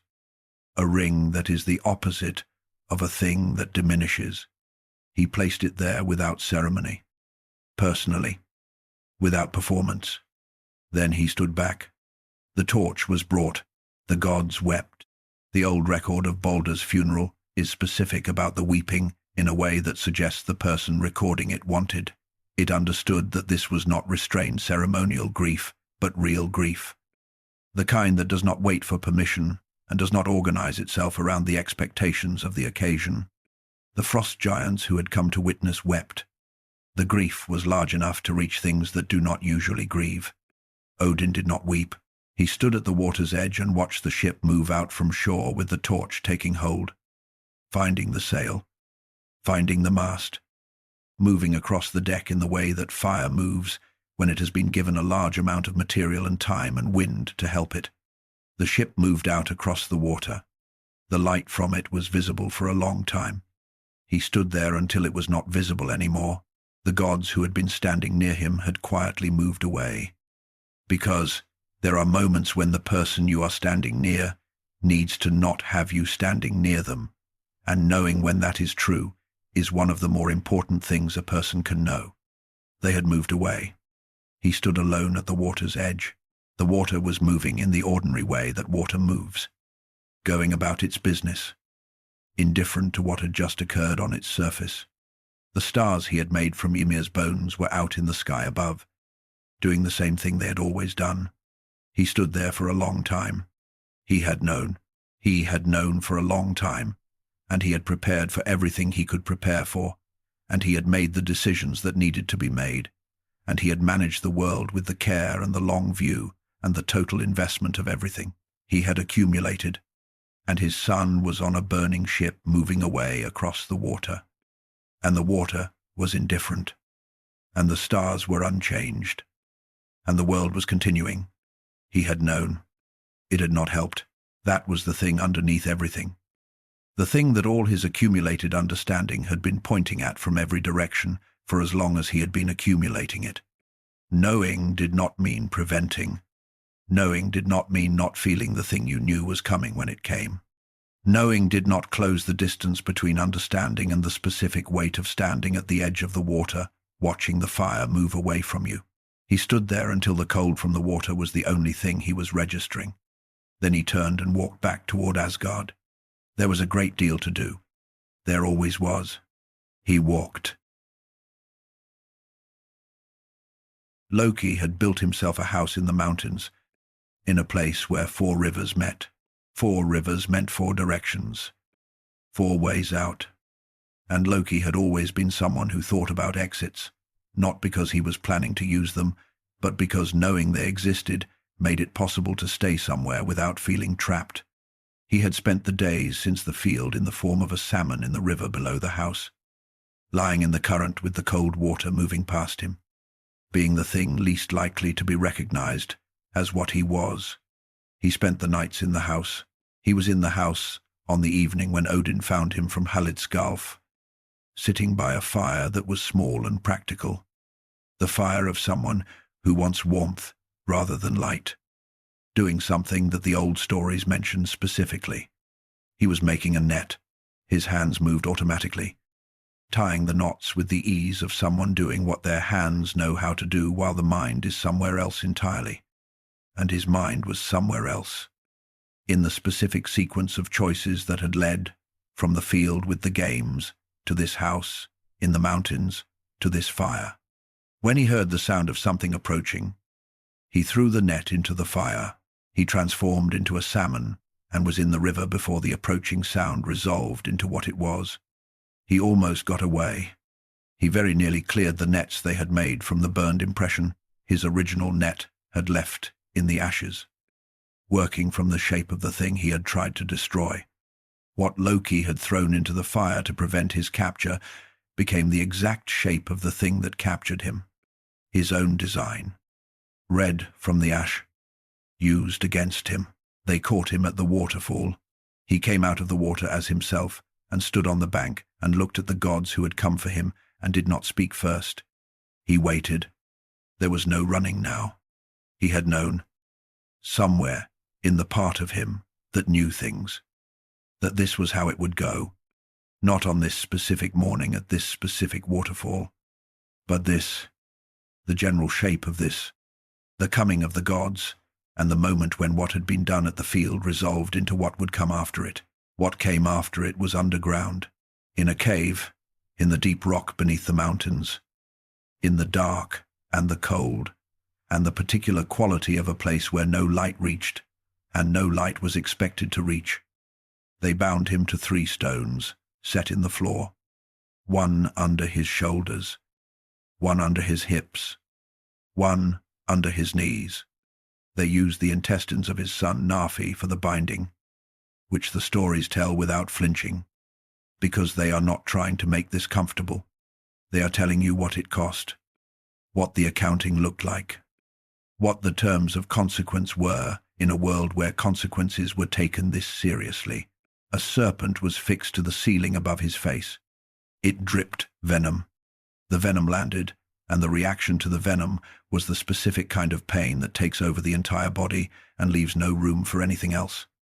That is only the pain, and the person inside the pain, with nothing between them. Sigyn came.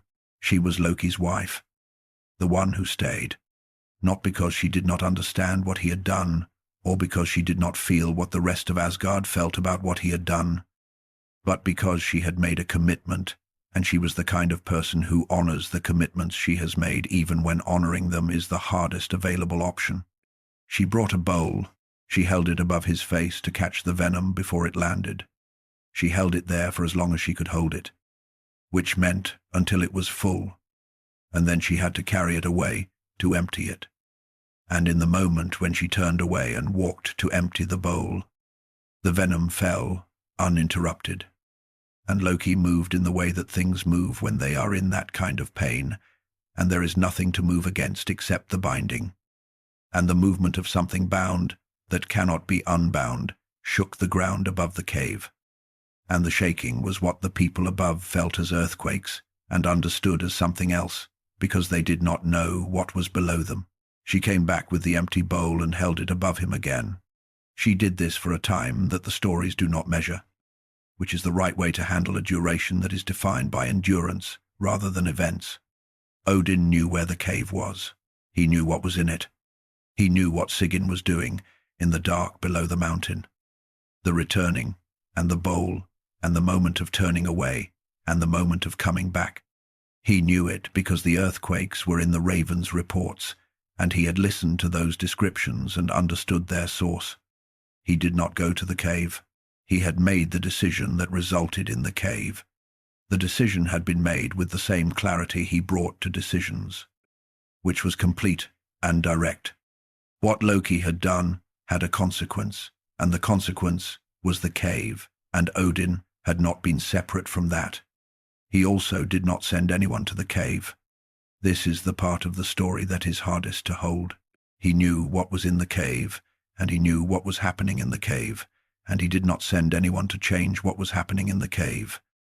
And the reason was the same reason that had guided every difficult decision he had made for as long as he had been making decisions. The long view. The long view said that what was in the cave was part of the architecture of the path between where things were and where they were going. That to interrupt that architecture with mercy, however real the impulse toward mercy was, would be to change the terms of things in ways he could not fully calculate and was not willing to risk. The long view had never been wrong. The long view had also never been easy to live inside. He sat on Hlitskalf on the evenings when the ground had shaken, and he thought about Sigyn in the cave below the mountain with the bowl, doing what she had decided to do, without reconsidering, because reconsidering would be worse than continuing. He thought about what it cost her to do that. He thought about the last real evening he had spent with Loki. The wine and the fire, and the conversation that moved sideways the way their conversations always moved. And Loki finding the angle on whatever had gone wrong that made it a story rather than a problem. He thought about choosing to keep that, knowing what the keeping would eventually cost. He had made the right decisions. He was nearly certain he had made the right decisions.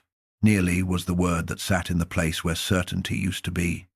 He looked out over the 9 realms, and the cave was in the mountain, and Sigyn was in the cave, and Loki was in the binding, and all of this was part of the shape of what was coming, and he had chosen it, and continued to choose it with the day that passed without him sending anyone to the cave. Outside, the ravens returned from the direction of the mountains. He did not ask them what they had seen that day. For once, he did not want to know. He poured his wine and looked at nothing in particular, and the hall was very quiet, and the stars above Asgard were the stars he had placed there on the first day of the world. And they had been burning for a very long time. They would burn for a while longer. There was still time, not as much as there had been, but some. The snow began in a month when snow was not supposed to begin, not with the announcement that real winter makes when it arrives.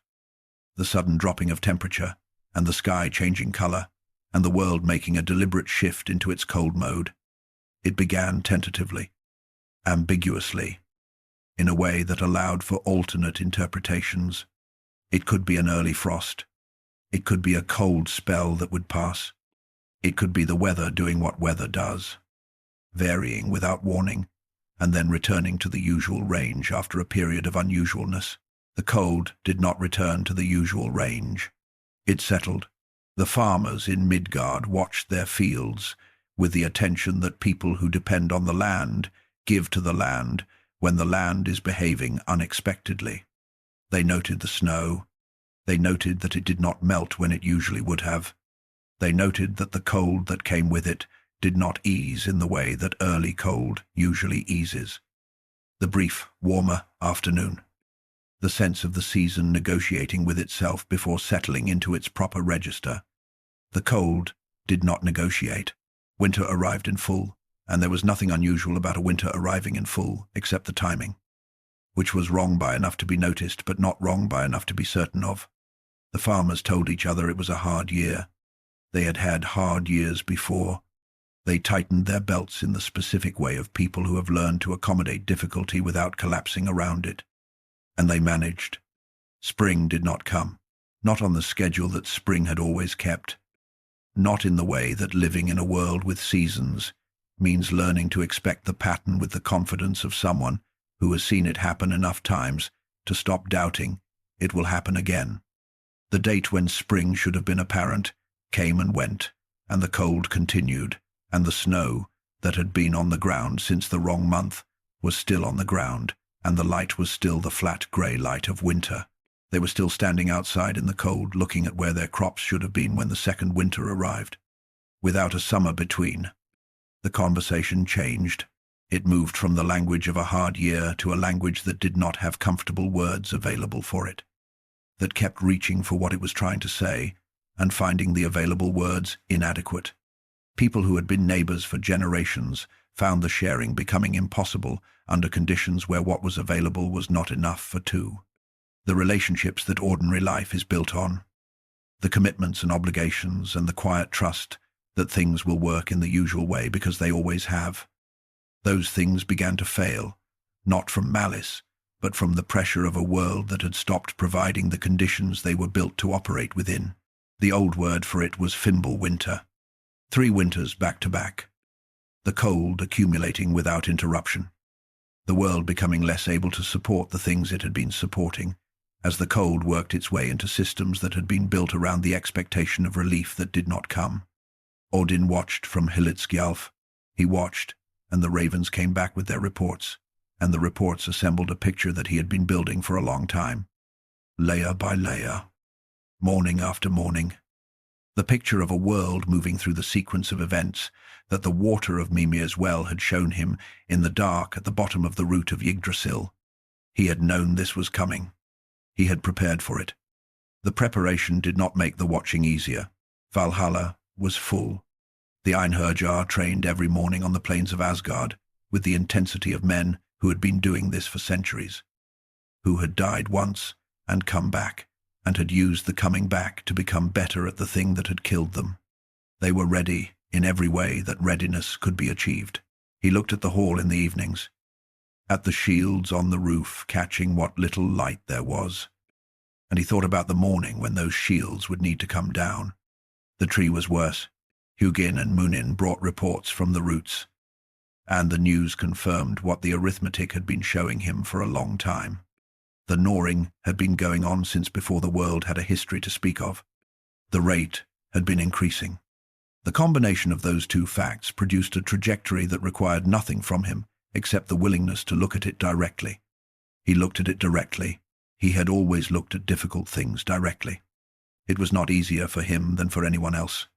He had simply decided, at some point so early in his existence that he could not remember deciding it, that looking away from difficult things was a way of handing control of them to someone else. And there was no one he trusted enough to hand that control to. He kept the ravens flying. He kept Valhalla full. He kept his eye on the roots, and in the cave below the mountain. Something shifted. It was not loud. Nothing about the cave was loud, because Sigyn was careful, and the bowl was there, and she was doing what she had been doing for a time that the stories do not measure. But on a night in the second Fimbulwinter, when the snow above the mountain was deeper than it had ever been in anyone's memory, Sigyn needed to empty the bowl. She turned away. The venom fell. The movement of what was bound against what it was bound to sent a compression through the rock that reached the surface and traveled through the ground in every direction simultaneously. And above the mountain and across the surrounding land, the surface of the earth moved with it. Trees that were still standing swayed without wind. Buildings shifted on their foundations. The surface of the frozen lakes cracked along lines the compression created. People woke in the dark and felt the ground move and held onto each other or onto the walls of the structures they were in and waited for it to stop. And when it stopped, they lay in the dark and did not go back to sleep. Because there is something in the body that knows the difference between a disturbance that is over and a disturbance that is the first of something. In Asgard, in the long hall where Odin sat in the evenings, the wine in his cup moved. He watched it move. The rings spread outward from the center and reached the walls of the cup and reflected back and interfered with themselves and then settled. He set the cup down. He listened. From the direction of the mountains, from somewhere beneath the mountains. Something was changing in the way that things change when they have been moving toward a point for a very long time and have finally reached the vicinity of that point, where the remaining distance is no longer the dominant feature of the situation, and what is waiting at the end of the distance has begun to be the dominant feature instead. He could feel it from where he sat, not the gnawing, which had stopped. That stopping was itself the thing. Nidhugger had been gnawing at the roots of Yggdrasil since before anyone alive could remember. And the gnawing had stopped, and the stopping of a sound that had always been there was louder than any sound. He sat with the quiet of it. Then he stood up. He put on his cloak, the grey one that had travelled with him through every hall, in every village in Midgard, where he had sat in the corner and listened, through every road, through the winter world, through the long centuries of going down and coming back. He put on the wide-brimmed hat. He picked up Gungnir. He stood in the hall for a moment, in the grey light of the early morning. In the quiet, that was not the quiet of peace, but the quiet of a world holding its breath. He thought about the well at the bottom of the root. He thought about his eye at the bottom of the well, looking up through the dark water at everything above it, watching in the way it had been watching since the morning he placed it there and walked away without looking back. He thought about Baldr. He thought about the ship on the water and the fire moving away and the ordinary indifferent continuation of the water and the stars. He thought about Loki in the cave and Sigyn with the bowl and the sound the ground made when she turned away. He thought about Thor. He thought about 9 steps. He thought about one thing more, the old woman in the hall in Midgard, the one who had asked him if he was there to take her somewhere, the one who had listened to his answer and said 3 words. That is enough. He had carried those words through everything that came after that evening. He had carried them the way you carry something small and heavy that does not take up much space, but whose weight you always feel. He breathed. Then he walked out of the hall into the grey morning of the last winter of the world. Outside, the snow fell without pause. The wolves were not just a sound anymore. He walked toward them. The plain of Vigrid was large enough to hold everything that was coming. That was the only way to understand its scale. Not in terms of distance or dimension, but in terms of what it had been made for. Which was this. It stretched in every direction far enough that the edges were not visible from the center. And the center was where Odin stood in the grey morning light, with Gungnir in his hand and the sound of what was coming reaching him from every direction at once. He was not at altitude now. He had watched battles from Hlidskjalf for centuries. Watched them the way a man watches weather from high ground, with the complete perspective of distance, able to see the shape of the whole thing, the movement of forces and the pivoting of outcomes. From altitude, battles had a logic to them. They resolved into patterns that the long view could follow. He was on the ground.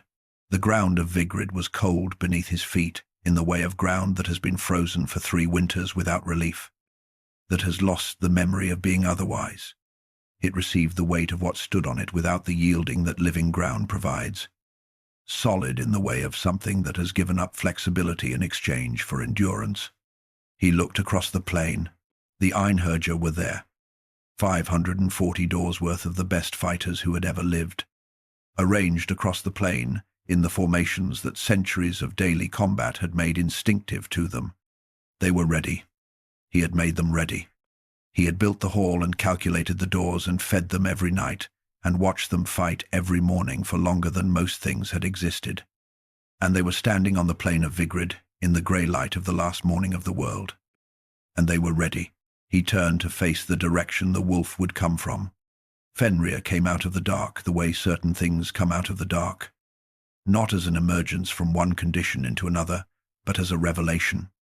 The darkness assembling itself into the thing that had been inside it, and then simply present, with no transition between absence and presence that the eye could follow. He was large. Odin had known he would be large. He had the reports from Hugin and Munin, from the centuries when the wolf had been bound on the island, with the ribbon Gleipnir holding him, from the descriptions of what the binding had been designed to contain. He had known the scale of it. Knowing the scale and standing in front of the scale were different experiences. The wolf's upper jaw reached toward the sky, and his lower jaw dragged along the ground, and the space between them was the space that everything visible from where Odin stood could fit inside. And looking at that space, that specific gap between above and below. Odin understood the geometry of what he was walking toward with a clarity that was not new information, but was newly physical, newly present in the body rather than in the mind. He was going to walk into that space. He already knew that. He had known it since the water of Mimir's well had shown him the shape of this moment, and he had carried the knowledge of it through everything that had happened since, through the runes and the ravens and Valhalla and Loki and Baldr and the cave and Fimbulwinter and the grey morning when he had walked out of the hall. He had carried it the whole way. It was not a surprise. What was different? Standing on the cold ground of Vigrid with the wolf in front of him and Gungnir in his hand, was the quality of his relationship to the knowing. For as long as he had carried this knowledge, it had been knowledge about the future, which meant it had been knowledge about something not yet real in the physical sense, existing in the territory of what was going to happen rather than what was happening. The wolf standing in front of him was not in the register of not yet. He looked at Fenrir, and in that moment before the moment, standing on the cold ground of Vigrid, with the grey sky above and the plain full of the sounds of the largest battle in the history of everything, he let all of it be present at once. The eye at the bottom of the well, looking up, the 9 nights on the tree, and the cold and the dark, and the moment when the runes came up through the wood and he grabbed them screaming. The water from Mimir's well and the weight of everything it had given him, the hall where Baldr's funeral had been held, the ship moving out across the water with the fire taking hold, Thor laughing about a bridge, the sound of it filling the hall, the old woman who said, "That is enough." He let all of it be present. He was not afraid. He was not afraid because the walking had been the point, not the arrival, not the outcome. The walking. Every morning he had sent the ravens out and waited for them to return.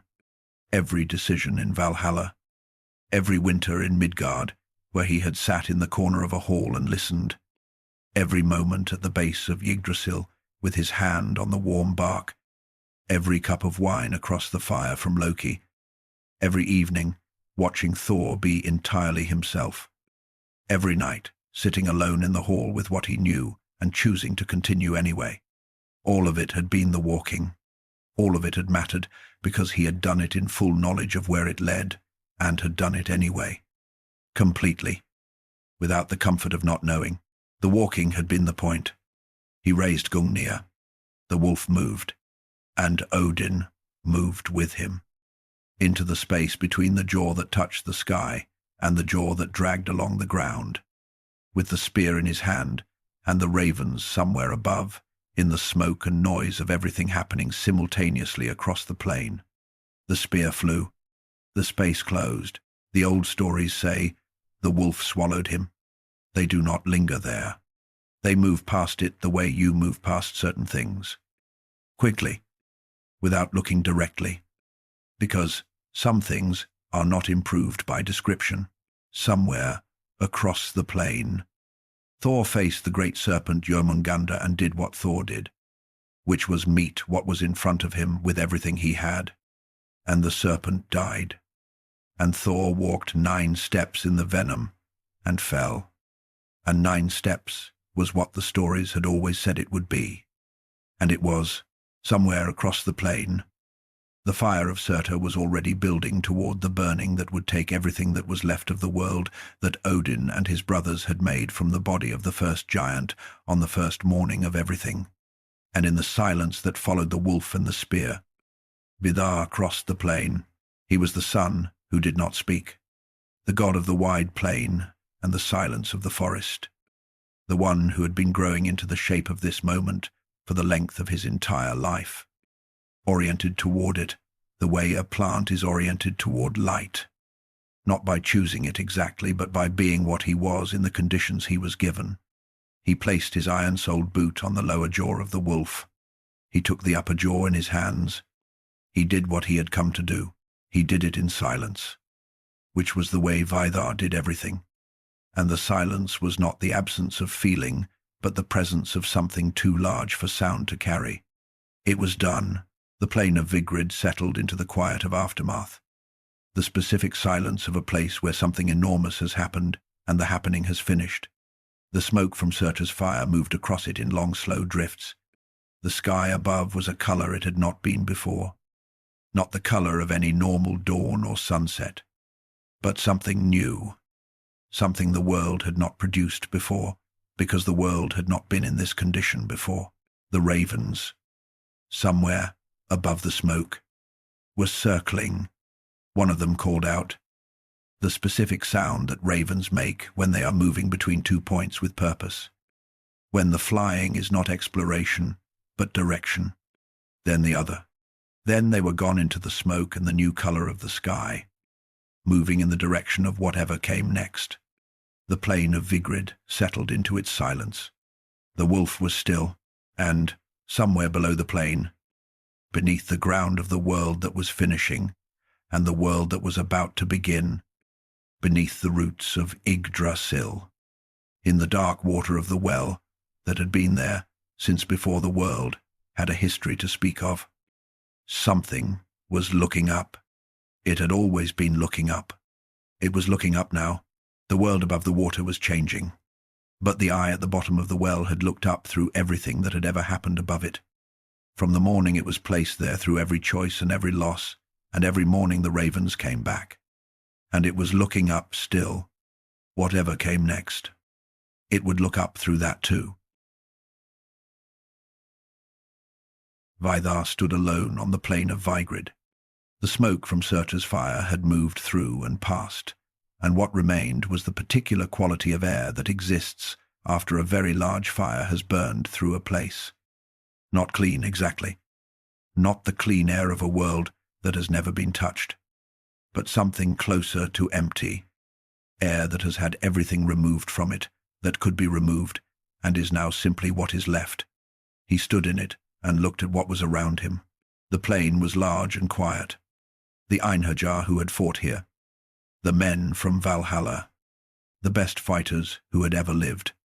Trained past their best by centuries of daily combat. They had done what they had been built to do. Some of them were still standing. Most were not. The plain held what battles leave behind. And what battles leave behind is never the thing you were trying to hold on to. Vidar did not speak. He had never spoken much. That was not distance or coldness or the absence of feeling. It was something more specific than any of those things. The specific quality of a person who has understood very early that the most important things do not require words and are not improved by them, and who has organized themselves around that understanding in a way that looks like silence from outside but feels from inside, like attention. He had been paying attention for a very long time. He had watched his father from a distance for the length of his life. The way you watch something from a distance when the distance is not because you are far away, but because what you are watching is so large that you need the distance to see the whole of it. He had watched Odin sit at the head of the long table in Valhalla and not eat, drinking wine and watching the men with the eyes of someone who is always measuring against a standard that has not yet been met. He had watched him come back from Midgard in the grey early light with something in his face that was not tiredness exactly, but was what happens to a face that has been listening to people for a long time and has heard things that cannot be put down. He had watched him stand at the water's edge after the funeral ship moved out across the sea. Alone, in the way that people are. Alone, when they have moved past what words are for. He had not spoken to his father about any of this. Some things you carry alongside someone without saying what you are carrying. That is its own kind of closeness. Maybe the closest kind. The kind where you do not need to explain because the explanation would make it smaller than it is. Vidar bent down and picked up what remained of the wolf. He did not do this for ceremony. He did not do it because tradition required it, or because someone was watching. He did it because his father was in there, somewhere in what the wolf had become. And there are things you do for the people you love, not because the doing changes anything, but because not doing them is not possible for you. He set what he carried down carefully. He straightened. He stood on the plain of Vigrid in the empty air after the fire, and he was the son who did not speak, and so he did not speak. But what moved through him in that stillness was as large as anything that had moved through anyone on that plain, which had held, in the past hours, everything that the 9 worlds had produced in the way of power and will and ancient grievance finally arriving at its conclusion. What moved through Vidar was simpler than any of that. It was grief, the specific grief of losing someone you watched from a distance for so long that you understood them in the way you understand something you have studied carefully without ever quite reaching.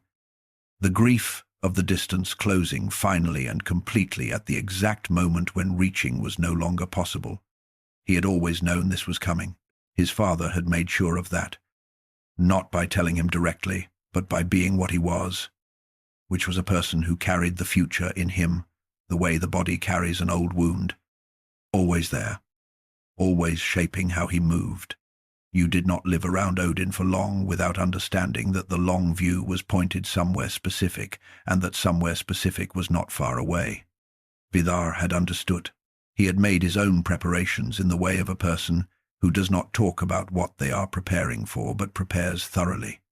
The iron-soled boot, built up over years, from every piece of leather that cobblers had ever cut away and discarded, every scrap that had been trimmed and thrown aside, collected and layered and shaped into something that could stand on the lower jaw of a wolf whose upper jaw touched the sky. He had made that himself, quietly, over a long time, in the same way his father had made everything, through patience and the specific kind of love that expresses itself as preparation. He had done what he came to do.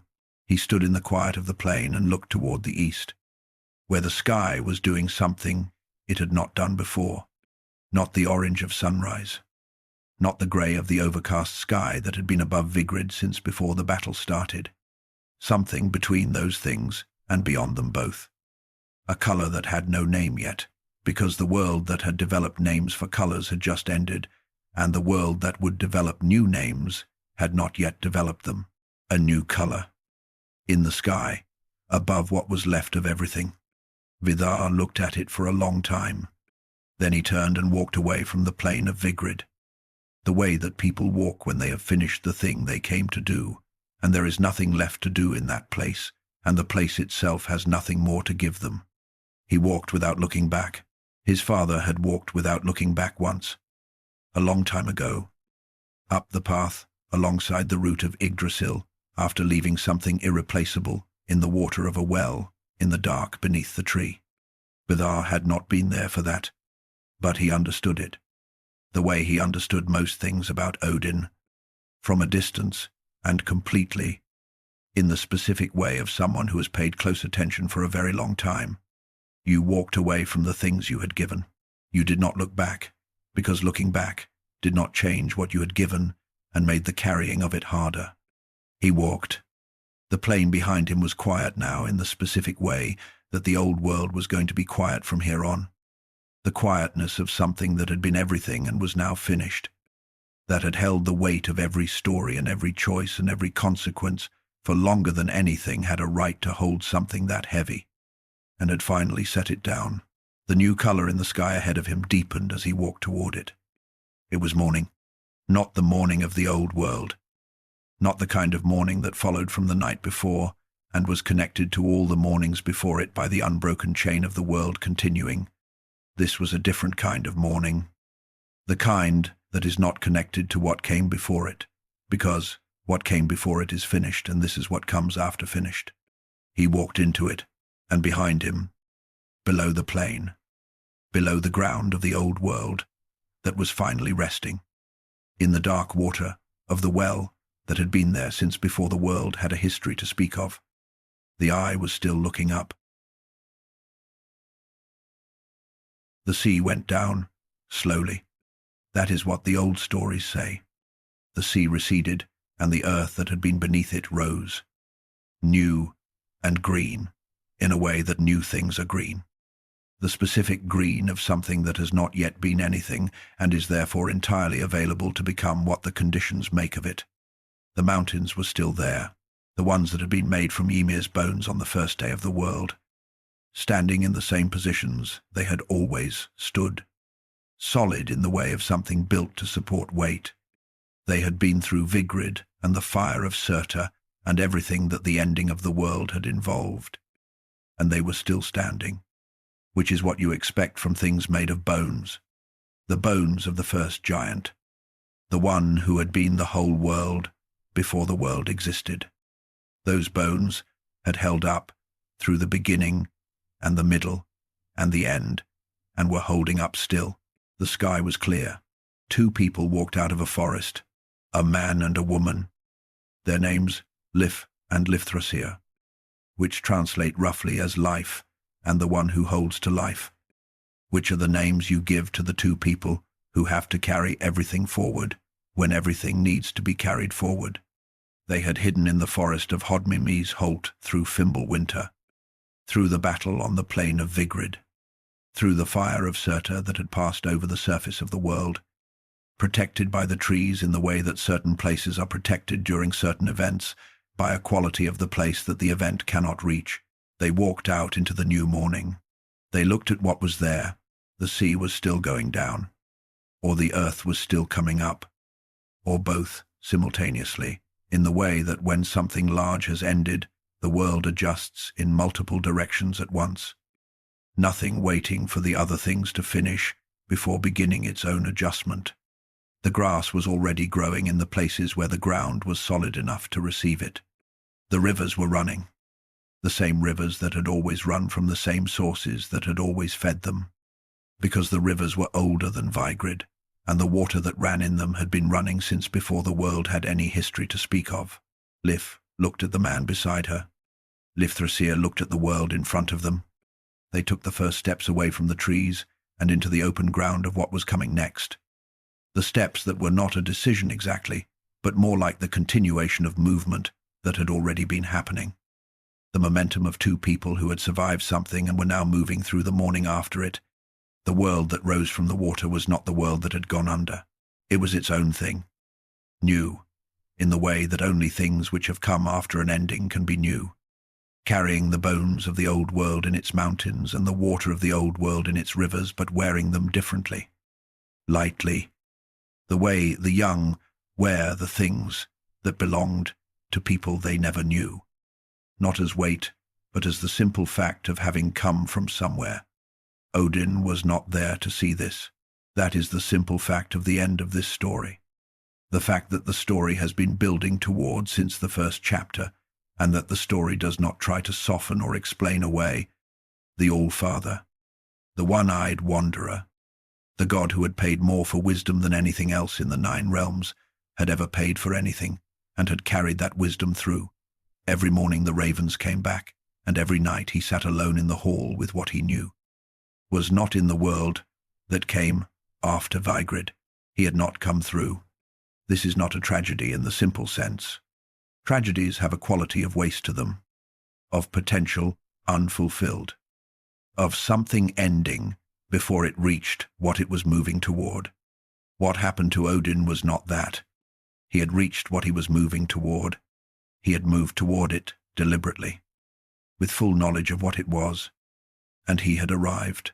He had arrived, and it had been what it was, and he had done what he had done, and Vithar had done what Vithar had done. The question that remains, the question that the stories leave standing at the end, the way you leave a door open when the conversation inside needs to breathe, is the question that Odin himself never answered. Was it worth it? Not the simple accounting, not the weighing of price against product to determine whether the transaction was favorable. That kind of question has a methodology, and the methodology can be applied, and a determination can be reached, and the question can be closed. The question that remains is the other kind. He had known, from Mimir's well, that the world would end, and that he would not come through the ending. He had known it from before. Most of what his life contained had happened. He had known it when he walked back from the well with one eye and everything the water had given him. He had known it when he lay at the base of Yggdrasil on the 10th morning with the runes in him and the cold of 9 nights in him. He had known it when he sat across the fire from Loki with the wine, and when he stood at the water's edge, watching the ship move out with his son on it, and when he walked out of the hall on the last morning in his grey cloak, with Gungnir in his hand. He had known, and he had done all of it anyway. He chose the well. He chose the tree. He chose to keep the ravens flying and Valhalla full, and to go down into Midgard and sit in the corners of halls and listen to people who did not know he was there.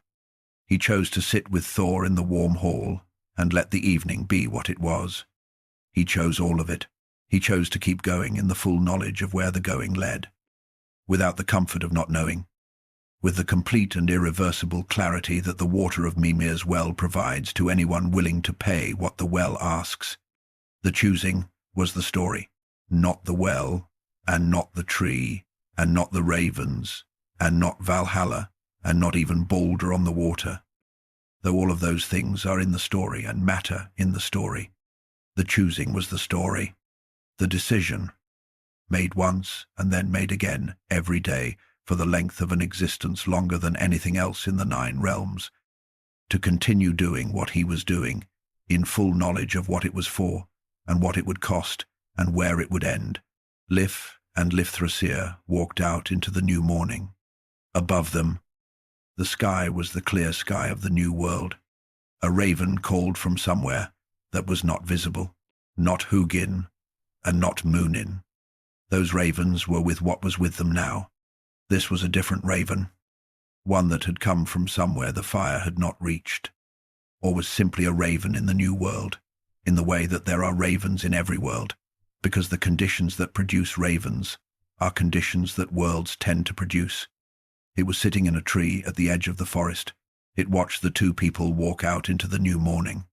It watched them look at the grass and the sky and the rivers and the mountains that were Ymir's bones. It watched them take the first steps away from the trees and into the open ground of what was coming next. Then it spread its wings.